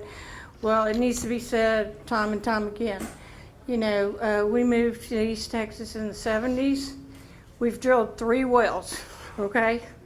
The last one I did in 2020 to get deeper, to get water. My parents didn't have the money to drill 2 wells before me. You know, they worked for the state, and she was a teacher. Okay, these are the people that are here complaining, okay, about this. So, you know, I had a lot to say, but, you know, I'm tired now, so maybe I can think of it. You know, I knew about this 2 days ago because I happened to take time to get off my tractor and look at Facebook. Otherwise, I wouldn't have known. Okay, there was a letter sent that says, well, let them, get half of the amount of water they're asking for. No. What's going to stop them from getting the whole amount, like a lot of other people have said? They're going to drill and drill and drill. I lived in Kendall County between San Antonio and Bernie. At that time, I was able to drill a well. However, Valverde was already trucking in water from San Marcos and other municipality waters. Okay, they were out of water, and that was 16 years ago. So, we don't want to end up like that. Wells are expensive. 2021, during the freeze, I didn't have water. I didn't have drinking water. I didn't have running water, and no water for my cows, okay?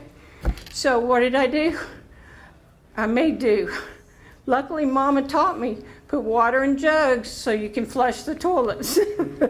So I could flush the toilets, but I couldn't water my cows or drink water myself. So after the 7 days without water and electricity, my well froze. Then I had to pay a well cost, and it was another 4 days before I had water for me and my cows. So y'all need to think about all of that, because it could be your family. Thank you.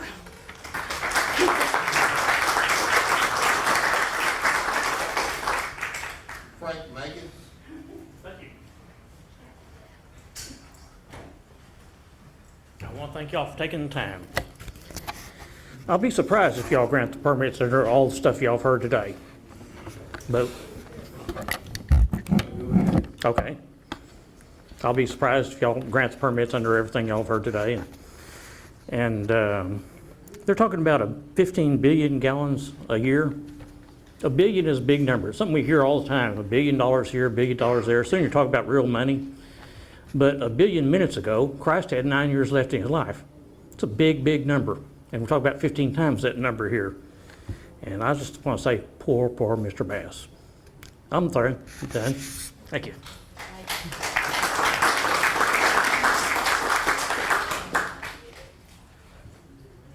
Julie Haldeman.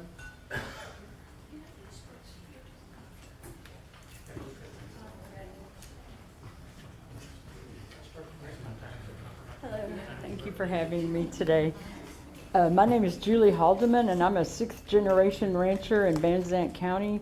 In 2004, my water became filled with iron. My well was running dry, and I had to have a deeper well drilled. Furthermore, we have around 400 head of cattle. We have several spring-fed stock tanks we rely on, especially during droughts. If they are permitted to take billions of our gallons a year out of our aquifer, our levels will drop significantly in a short amount of time. The spring-fed tanks will run dry, ranching won't be viable, mass cattle sell-offs will begin. In closing, people won't be able to drill wells deep enough. Our communities will have to relocate. My niece won't be able to be a 7th generation rancher. Years of family traditions and skills handed down will be abruptly stopped or lost. Water is life. Without it, entire counties will dry up and become unusable, unlivable. Thank you for your time.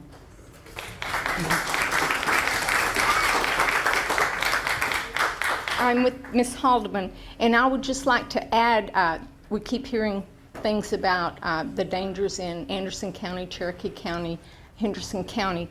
Van Zandt County also depends on this aquifer. We're not represented here because Van Zandt County does not have a water conservation board. So we are representing Van Zandt County right now. I would like to also point out that according to Texas A&M, this aquifer has dropped 150 feet over the last several decades. We can't continue to do that. We're having to drill deeper wells. Examples have already been given of things that have happened in Texas concerning these wells. I'm going to read you one little thing. I'm so sorry. A moment ago, a gentleman from Aqua, Texas spoke, and everyone around me was saying, well, who's Aqua, Texas? I just would like for you to listen to this. Aqua Texas is currently involved in a legal dispute with the Hayes Trinity Groundwater Conservation District regarding water pumping regulations and permit enforcement. The dispute centers on allegations of overpumping, failure to adhere to drought management plans, and inadequate infrastructure maintenance by Aqua Texas, as well as the district's subsequent actions to enforce its rules and potentially revoke Aqua Texas permits. If you think this isn't going to happen with this permit, you're mistaken. Now, I don't know what the motivation was there, but it seems to me like that the big company is going to gobble up the little company here, and that's that concern. So I would like for you to help Van Zandt County out as well as the other larger counties and say no to this. Thank you.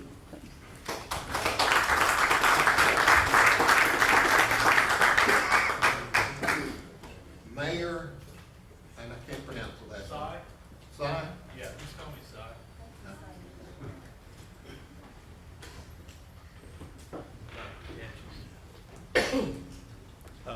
I'm a little bit short here. I used to be taller, skinnier, and better looking at one time. I'm not sure if I can. It doesn't work? Okay. Yes, sir. Yes, sir. Okay, I represent the city of Chandler, Texas. We draw all of our water for our city comes from groundwater, from the Crezo Wilcox. Without it, our city wouldn't have water. We don't have water surface rights. So I want to thank the president and the board members for allowing me to speak. Thank you for this opportunity. Many cities rely on groundwater pulled from these aquifers to provide drinking water to their citizens. Chandler has 5 usable wells with approximately 2,000 taps that utilize these resources. The static levels of these wells will be impacted if multiple large capacity wells are allowed to pull water from these aquifers. It will affect the static levels. How much? No one knows. It is my personal belief that the intent is to send the groundwater to the DFW Metroplex or other commercial endeavors, such as mining. That's wrong for our district, for this conservation district. Please protect these resources for the local populations. The purpose of this board is to protect these valuable resources. Your decision will resonate across the state. I want to thank Cody Harris for stepping up to the plate. Representative Cody Harris, forgive me, for stepping up to the plate and saying that he will take this matter to the Natural Resources Committee, and I believe that he will. I want to point out one thing in both of these notice of applications. It's the 4th paragraph in Exhibit A and B. The stated use will be for beneficial purposes as those are defined in Section 36.0019 of the Texas Water Code and District Rules 1C, as the same may be amended from time to time. They're stating that the amount of water they're going to pull. They're going to amend it, and they've got the resources to go to court to fight to amend them. The tip of the spear is you gentlemen. You guys can deny this and stop it right there. Will it go to court? We don't know. Probably.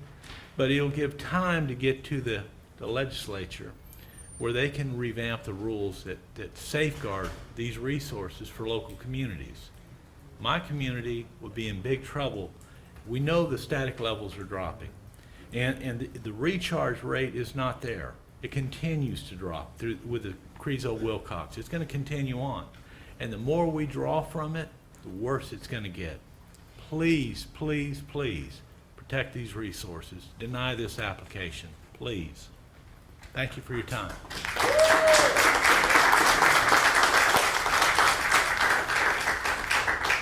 Delana Sims? She already spoke. Okay. John Diffenbach? John Diffenbach? John Diffenbach? John? No, sir. Grant Goodwin? Hello, members of the committee. My name is Grant Goodwin. I'm a property owner in southern Anderson County, and I'm here today because my wife told me to be. I personally am an attorney who have practiced over 30 years in Texas, 25 of that in Austin, so I'm a natural pessimist and a fatalist. I know that at some point, the water table is simply going to run out to sustain our way of life. It's inevitable. It's just a matter of how soon we want to push it that direction. I don't know of a single municipality throughout this region that could absorb the residential growth which we are talking would consume this sheer amount of water. That being said, any city that would permit this, bringing in residents, would commit suicide. Economically, in the future, they would be gone. My mother was an interesting character, and she always said to me, it's a good thing that the explorers came into Texas from the east. Because if they'd come in from the west, they would have gone home. They wouldn't have stayed. Goes to say, along with that, they once asked John Dillinger why he robbed banks, and he said, well, that's because that's where the money is. So here we are in East Texas, a beautiful part of Texas that we want to keep that way. No municipality could do this. No individual should be able to do it. I would urge you to hold your hearings in the future in public, well advertised here in East Texas, that I find it skeptical coming from Austin and from government that we're holding this hearing today on a state holiday when the rest of the state government is adjourned. There's not a courthouse open across the state. That's why I'm able to be here today. I appreciate your time. I would encourage you to vote against it. I would encourage you to hold further hearings, and that any SOA matter be held here in the region where these many good people can attend. Thank you.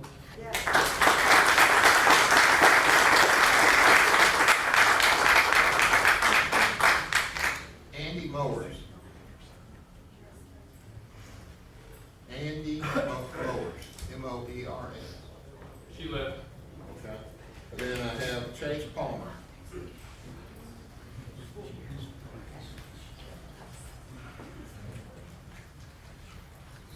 Hopefully I'm last and least. My name is Chase Palmer, along with Ben Matthews, who's not here today. We represent the following water supplies in cities. So I just want you to have an understanding of some of the people who are also against this application. We've also filed asked you to have a contested case. But these are our clients: Craft Turney Water Supply Corporation, Concord Robbins Water Supply Corporation, Norwood Water Supply Corporation, Rusk Rural Water Supply Corporation, Virginia Hill Water Supply Corporation, RPM Water Supply Corporation, Walston Springs WSC, Dialville Oakland WSC, Maydale WSC, Alto Rural WSC, Houston County WCID number 1, and the cities of Crockett and Rusk. And that's a lot of folks. And that's a lot of folks that live in your GCD. Every single one of those folks are in your GCD with one exception or two exceptions, and those are right next door to you in either Leon or Houston counties. It's going to be a horrific situation if those water supplies have to go figure out a way to drill water wells. It costs upwards, and I've got some of my clients right here, it costs upwards of $1 million, correct? $1 to $1.5 million to drill a water well. And this application, there is no doubt, you've heard everyone say this today, there's no doubt that the aquifer is going to drop. And when it drops, it's going to take the aquifer level beyond the deepest part of the wells where my folks are bringing water in. It's going to be below the screens. And sometimes you can't go in and do anything with that well, and you have to drill a new one. And my folks don't have the ability to do that. Water supplies, as you have heard, we're not for profit. We don't have money just hanging around. It's very difficult for us to drill water wells. We have to get USDA grants or go to the Water Development Board. And that's extremely difficult for us to do. And if these applications are granted, it's going to put us in that situation where we're going to have to go figure out a way to get water for our customers, your neighbors, the folks you go to church with, the folks you do business with, and maybe even you. Some of you may be on one of those water supply corporations. So I would urge you today to deny the applications, and I would also urge you today, if not, to hold a contested case hearing here in Anderson or Cherokee or some county in which you are located, you the district, so that all of these folks can come and be a part of government, which is what we are called to do. That's one of the great parts about where we live, is that we get to be involved in government. So thank you for having this hearing today. We would urge you to deny those applications on behalf of our clients. Thank you.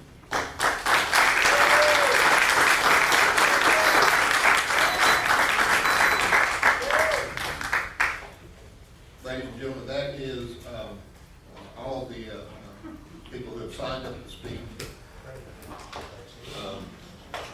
So do you have any? Yeah, I do.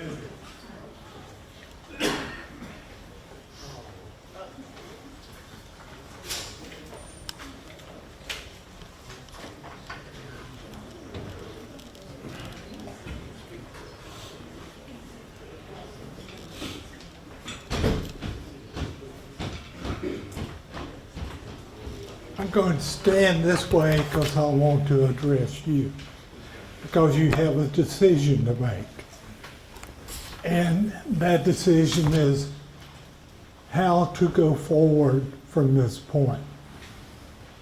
Now, several things, serious misunderstanding of what the law is, has seemed to have driven a number of the speakers. One, the water code provides that you set the place for hearing if you refer this to SOA. It's clear that they're not going to have it in Austin unless you order it in Austin. Secondly, the applicant has filed a request that you refer it to SOA. And as I read the statute, it's not discretionary at this point. An underlying issue, a major issue at this point, is who has standing to be a party to actually contest these applications. And the law says it has to be an affected person, either personally, property, rights, but not as a member of the general public. So you've received over 2,000 requests or contests for this. Now, how many of those, when you go through the process, actually meet the criteria for being an affected person and having standing to pursue to be a party? Anyone that pulls out of the office. And that's the first thing that SOA will have to do. And please don't make me do it. Okay, let me share something with the people here now. We will have the SOA hearing in Palestine. It will not be in Austin. It will be in Palestine, and if we can have a second SOA hearing, it will be in Athens. You understand that?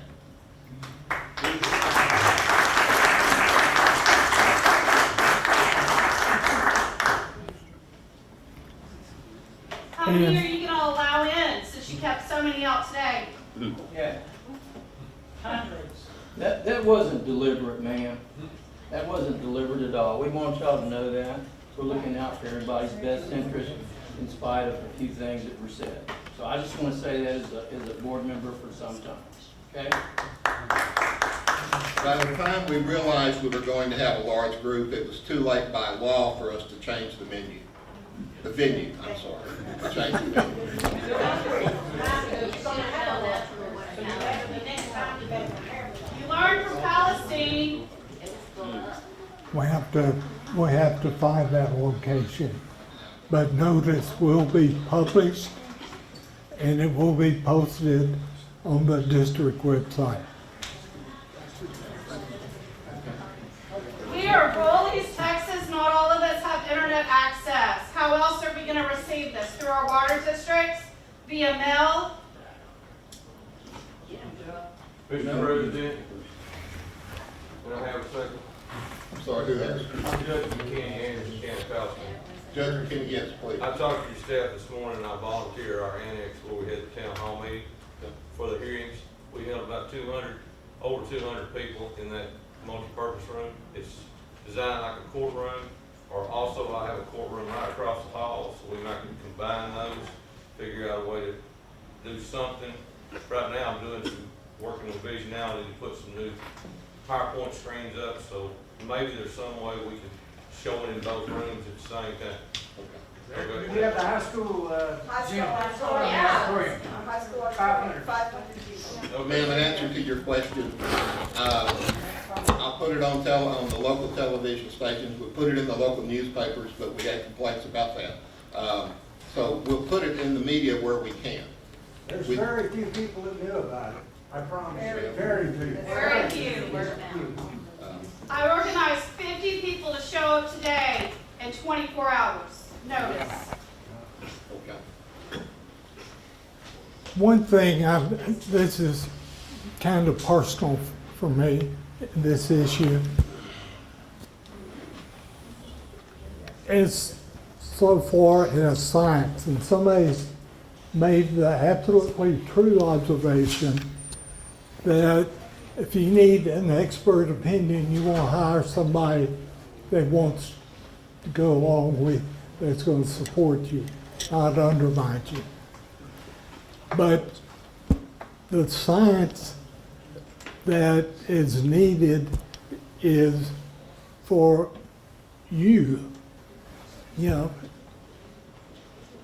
applicant has its reports, and they have done exhaustive report. But on the other hand, the opponents are going to need to have something to counter that. And I don't think any of us are qualified to read through those. One, stay awake, but to really understand those. And we've been working with a hydrologist to advise Holly and me as to what we're seeing, not to get into the details of it, but to see if they're sufficiently thorough. So if my word is to the folks that want to contest it, they're going to have to do their own homework. And we have a time schedule that we have to meet that's specified in the water code. What was that, Holly? 35 days. 35 days. Is that what you're looking for now? 35 days. From, Where we need to schedule the preliminary hearing. okay, and we can schedule that without SOA's participation. And I have been in contact with SOA, talking with their general counsel to get this set up. He has sent me a draft of a contract, and because of the shortness of time, it can't wait to your next meeting. And I would recommend that you authorize your general manager to complete that contract on your behalf. And that's going to take a motion. Is that they recommend and we make a final decision? Absolutely. Because if it's any other way, we don't want it. No. They prepare a summary of the evidence in the law and make a recommendation to you. It's called a proposal for decision. That then comes back to you to make the final. That's going to be in a written contract. That's going to be in a written document. Yes. Oh, absolutely. Yeah. For those of us that have practiced administrative law, we know. Please use the microphone. We can't hear back here. Anyway, I would recommend that at this point you call for a motion to authorize Penny to contract with State Office of Administrative Hearing. Could you say that louder, please? We can't hear you. With my hearing aids, I could hear me just fine. It's not about you. What But did you say? to authorize, a motion to authorize Penny, the general manager, to enter into a contract with SOA, State Office of Administrative Hearing, to hear the case in the district. But the decision. But the right now decision here. is there, So why do you bring in another group? I'm confused. because there's going to be days of testimony, experts. It's a very technical and complicated process. So what would just happen? vote to deny? What would happen if this proposal permit were denied? It would save time, but yes, to know, tell me more. And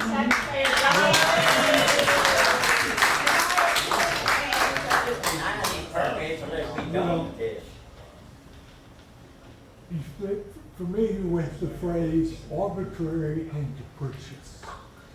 Would be the charge against. Can I suggest something? Yeah. I suggest this is how I see it needs to be handled. That's To make right. everybody happy. You need to give these states or these counties time enough to get their evidence together, get their scientific data. Bass has already got his, okay? Now, a lot of these people didn't realize what was coming. So I think what would be fair for the board to do is take this in consideration. If they allow these counties to go gather their information, give them a set day, 45 days, 60 days, however long it may take. Keep the SOA judge out of it for right now. And try to work it out in a month. Let me finish. It gives Mr. Bass an opportunity to come into the community, work alongside the counties and the commissioners and the judges, whoever else wants to be a part of it, whether it be the water board or whoever. Try to find some kind of common ground to launch from that way. And that's up to you, the board members. You heard all the testimony, you heard all the complaints, this and that and other. Give these counties time to gather their information. I don't see that being an issue, and I don't know why that would be an issue if you're gonna try to push it through that. No, we're running out of time here. Let me finish. Why are you trying to come? I'm making a suggestion to the board. Okay. I'm sorry. I have a motion for that. Okay? Mr. President, I have a motion for that. I hereby move that any action on the permit application to drill wells by Pine Bliss LLC to be tabled for 90 days to give all interested parties an adequate opportunity to fully investigate and understand the consequences of this drilling application. What about Red Town? Red Town? Red Town? I hereby move that any action. Well, let's, we have to do one at a time. We have to do one at a time. Okay. We have a motion and a second. Is there any discussion? All in favor, raise your hand.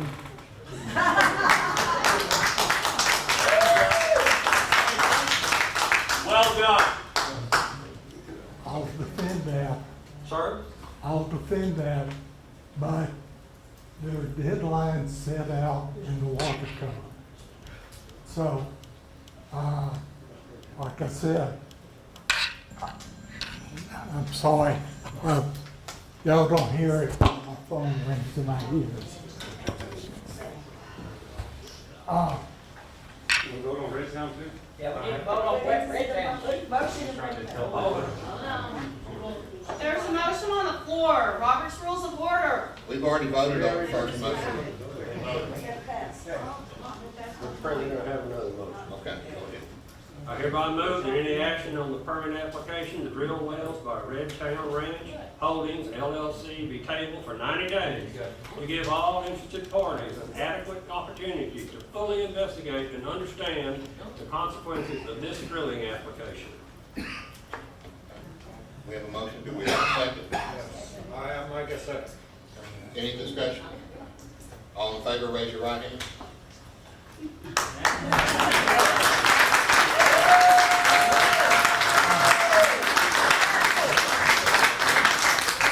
May I make a suggestion?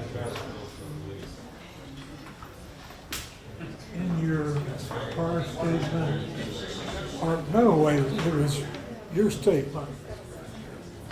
Try to get the parties together and resolve it. And I would like to see the parties mediate after that 90-day period. Which parties? It can be there. State. Please. Use your mic. Use your microphone. Use your mic. We can't hear you. They want to hear you, John. You'll have to talk. Okay, I'm sorry, I was trying to hear Mr. Douglas. But we can't. You were talking. Okay, The motion was made past 90 days. right? This would be a new motion.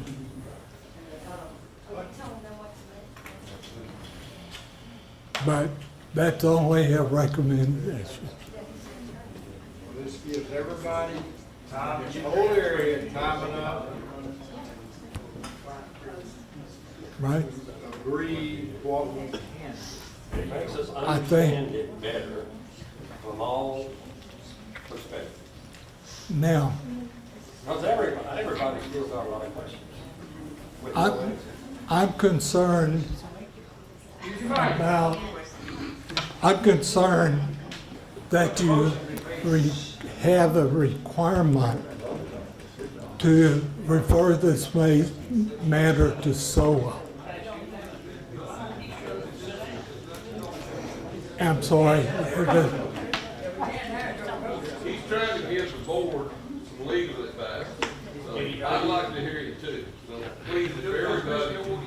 Okay. I understand, but it's too much rumbling. I got hearing aids too, so I understand what you're saying. Yeah. I would like, while you're here, for you to refer the matter to SOA with the proviso of what you just said. That You may not have to do that. If these counties can get their information in 90 days, they may not have to do that. They may come in and have somewhere they come to an agreement. So why my question to you is, because why are you the trying to law, keep this over? the law I says, understand that, but that's the board. They're the ones that have to I'm sorry, I can either present this in a professional way, or you can get that. Go ahead. Ed, you had something to say? Mr. Morrow, may I address the board, please? Okay.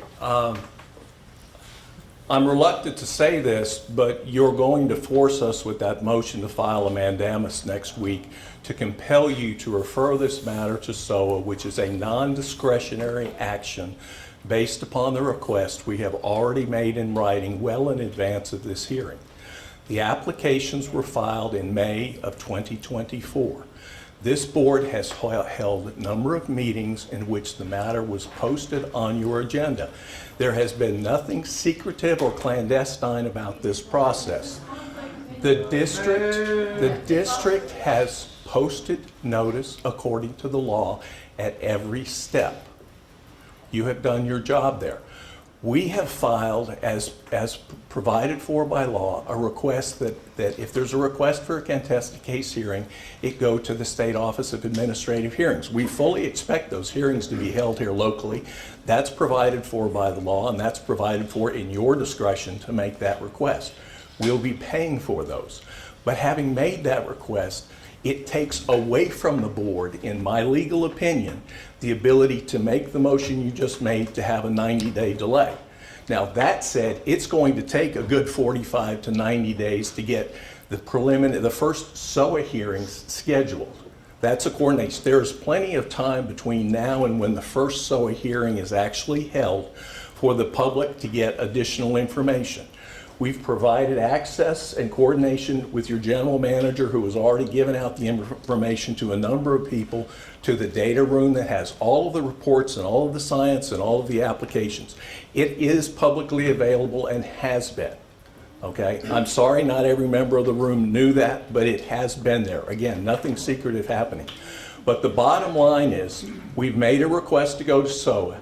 As I understand the law, and I believe as your general counsel has advised you, it is no longer discretionary. You have to go to SOA. Okay? We have taken out of your hands who will conduct the hearing. That is something the legislature prescribed. It's not your fault. It's the law. And I don't want to file a mandamus. I don't want to spend time and money in courthouse having a judge say, you don't have any choice, and then we go do that and we've spent a bunch of money. So I just wanted to come up here and advise you of that. I'll let Mr. Stover tell you whether I'm right or wrong, or what his opinion is, but I would ask you to reconsider your two motions, knowing that there's going to be a gap of time between today and when we come back and have the two SOA hearings.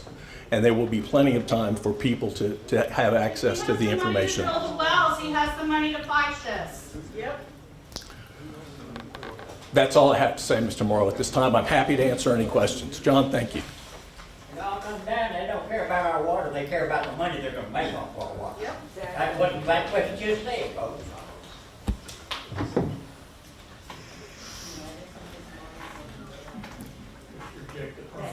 What I see is what Mr. McCarthy was. What I see that people are wanting, and the board, is not contesting the SOA hearing at all, but they want time. They want time prior to the hearing. And you're saying the law says 35 days? Well, to schedule, it doesn't have to be held. And I agree with that. Knowing how SOA works, you're not going to get anything out of them in less than 60, 90 days. And we can request that nothing be scheduled for 90 days. We can request that nothing be scheduled for 90 days? Yes. But it doesn't have to be followed, it's just a request, Joel.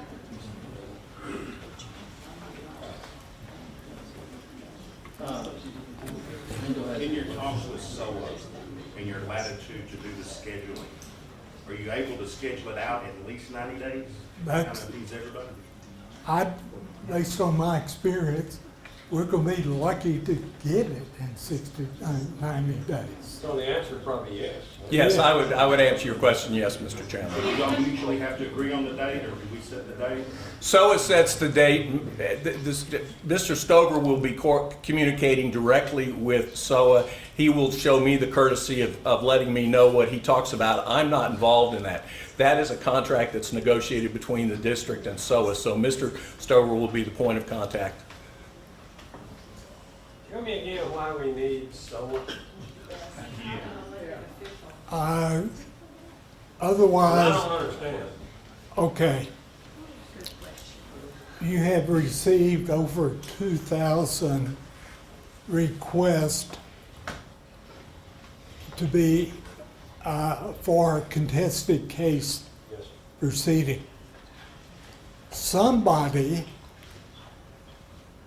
first has to go through those, and then somebody has to decide whether each individual gets to be a party.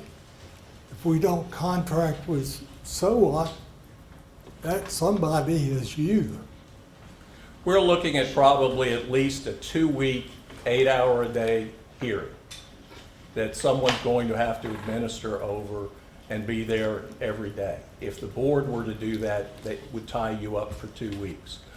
If you were to hire a private administrative law judge, they would be in that role.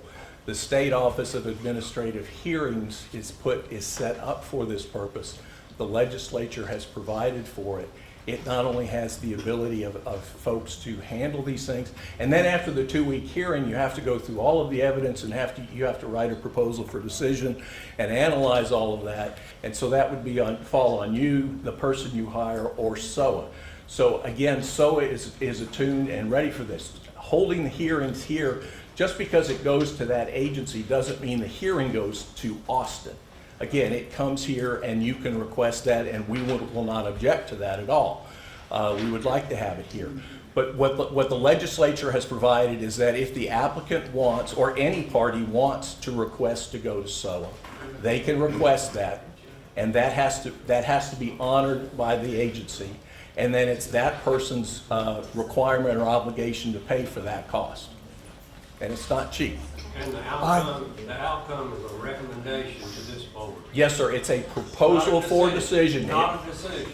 That's correct. This board, by statute, makes the final decision. I think it's 36049, John. Is that the correct citation? And I have tried to find an individual that I thought was qualified for you to hire to hear the matter. This is what we did with the chicken plant issue. And the problem was the people I knew were either dead or retired. So, and today's hearing and what you heard today was not evidence, it was public comment. Right. And so I just want to make sure that I'm hearing people in the background, and I want to make sure they understand that. We understand. So there will be opportunity for people to be sworn in, subject to cross-examination, subject to discovery. It will be like a regular hearing. We'll probably be doing pre-filed testimony, depositions of experts. SOA also has the ability and trained mediators to do mediation if there is a change of heart with the people who are in the hearing to actually sit down and mediate.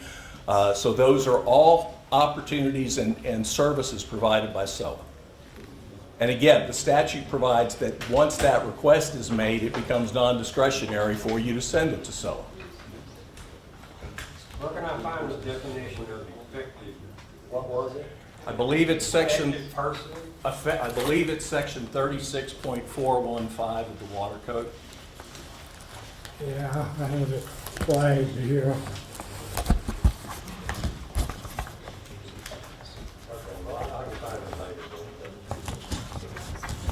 We filed a brief on the subject matter that is available, your general manager. I thought it was interesting because you said it's not the general public.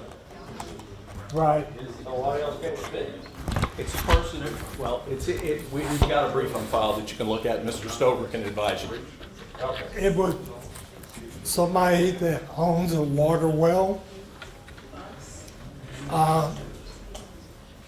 Somebody, well, that's the principal way to be an effective party. And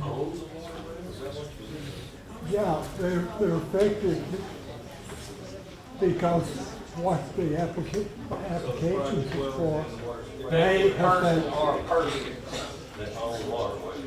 Correct. Yeah. So, that's what the ALJ has got to sort out for.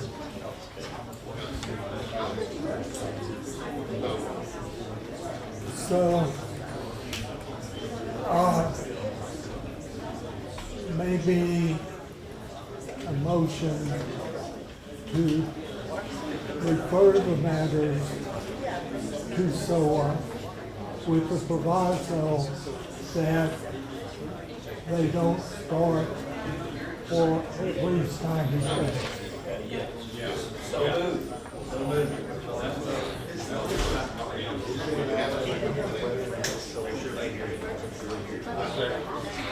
Say that, please listen a moment. I make a motion to refer this to SOA, let them handle the hearings.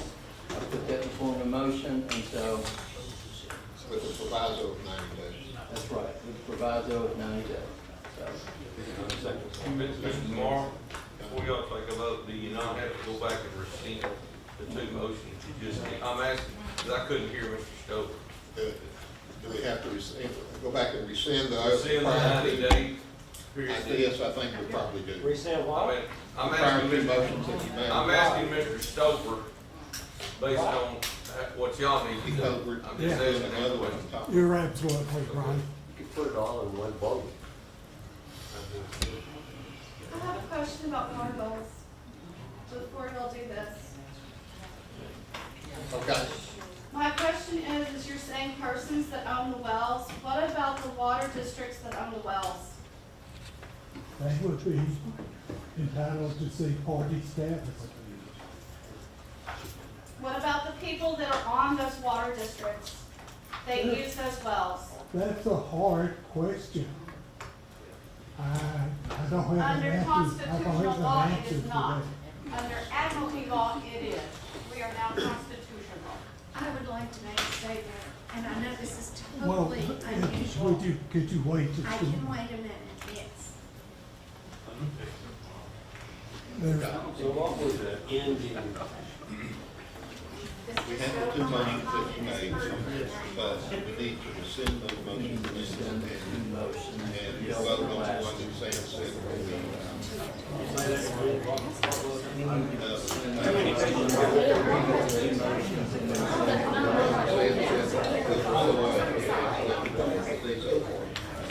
Everybody have a Robert's Rules of Order on?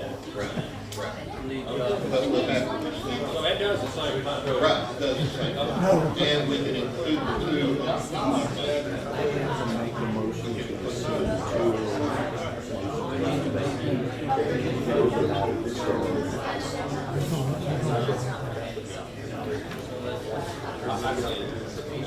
It does the same thing. It does.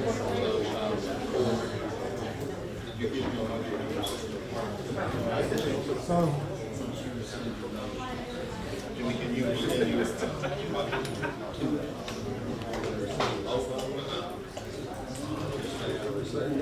say aye. I move to rescind those prior. order! 90 day suspensions to Pine Bliss and Red Tail Ranch. I second. Okay. Okay, all in favor say aye. Aye. It does the same thing as the original. Okay, now there's another motion coming right here. Go ahead. Didn't we already vote on that motion? No. I think we ought to restate it. We have to restate it. Okay, help me with this. I make the motion that we appoint SOA to handle our hearings. And With the proviso of at least 90 days. within 90 days. After Not 90 within. Excuse me. 90 days. After 90 days, you got that? You got that? Tim? Y'all have that? All right. Okay. I need a second. I'll second. Okay. All right. All in favor, raise your right hand. Okay. Did you get that? Okay. You're done. Okay. I need a motion to adjourn. I make the motion, we adjourn. Okay, and a second. All right. All in favor, say aye. Aye. We're adjourned.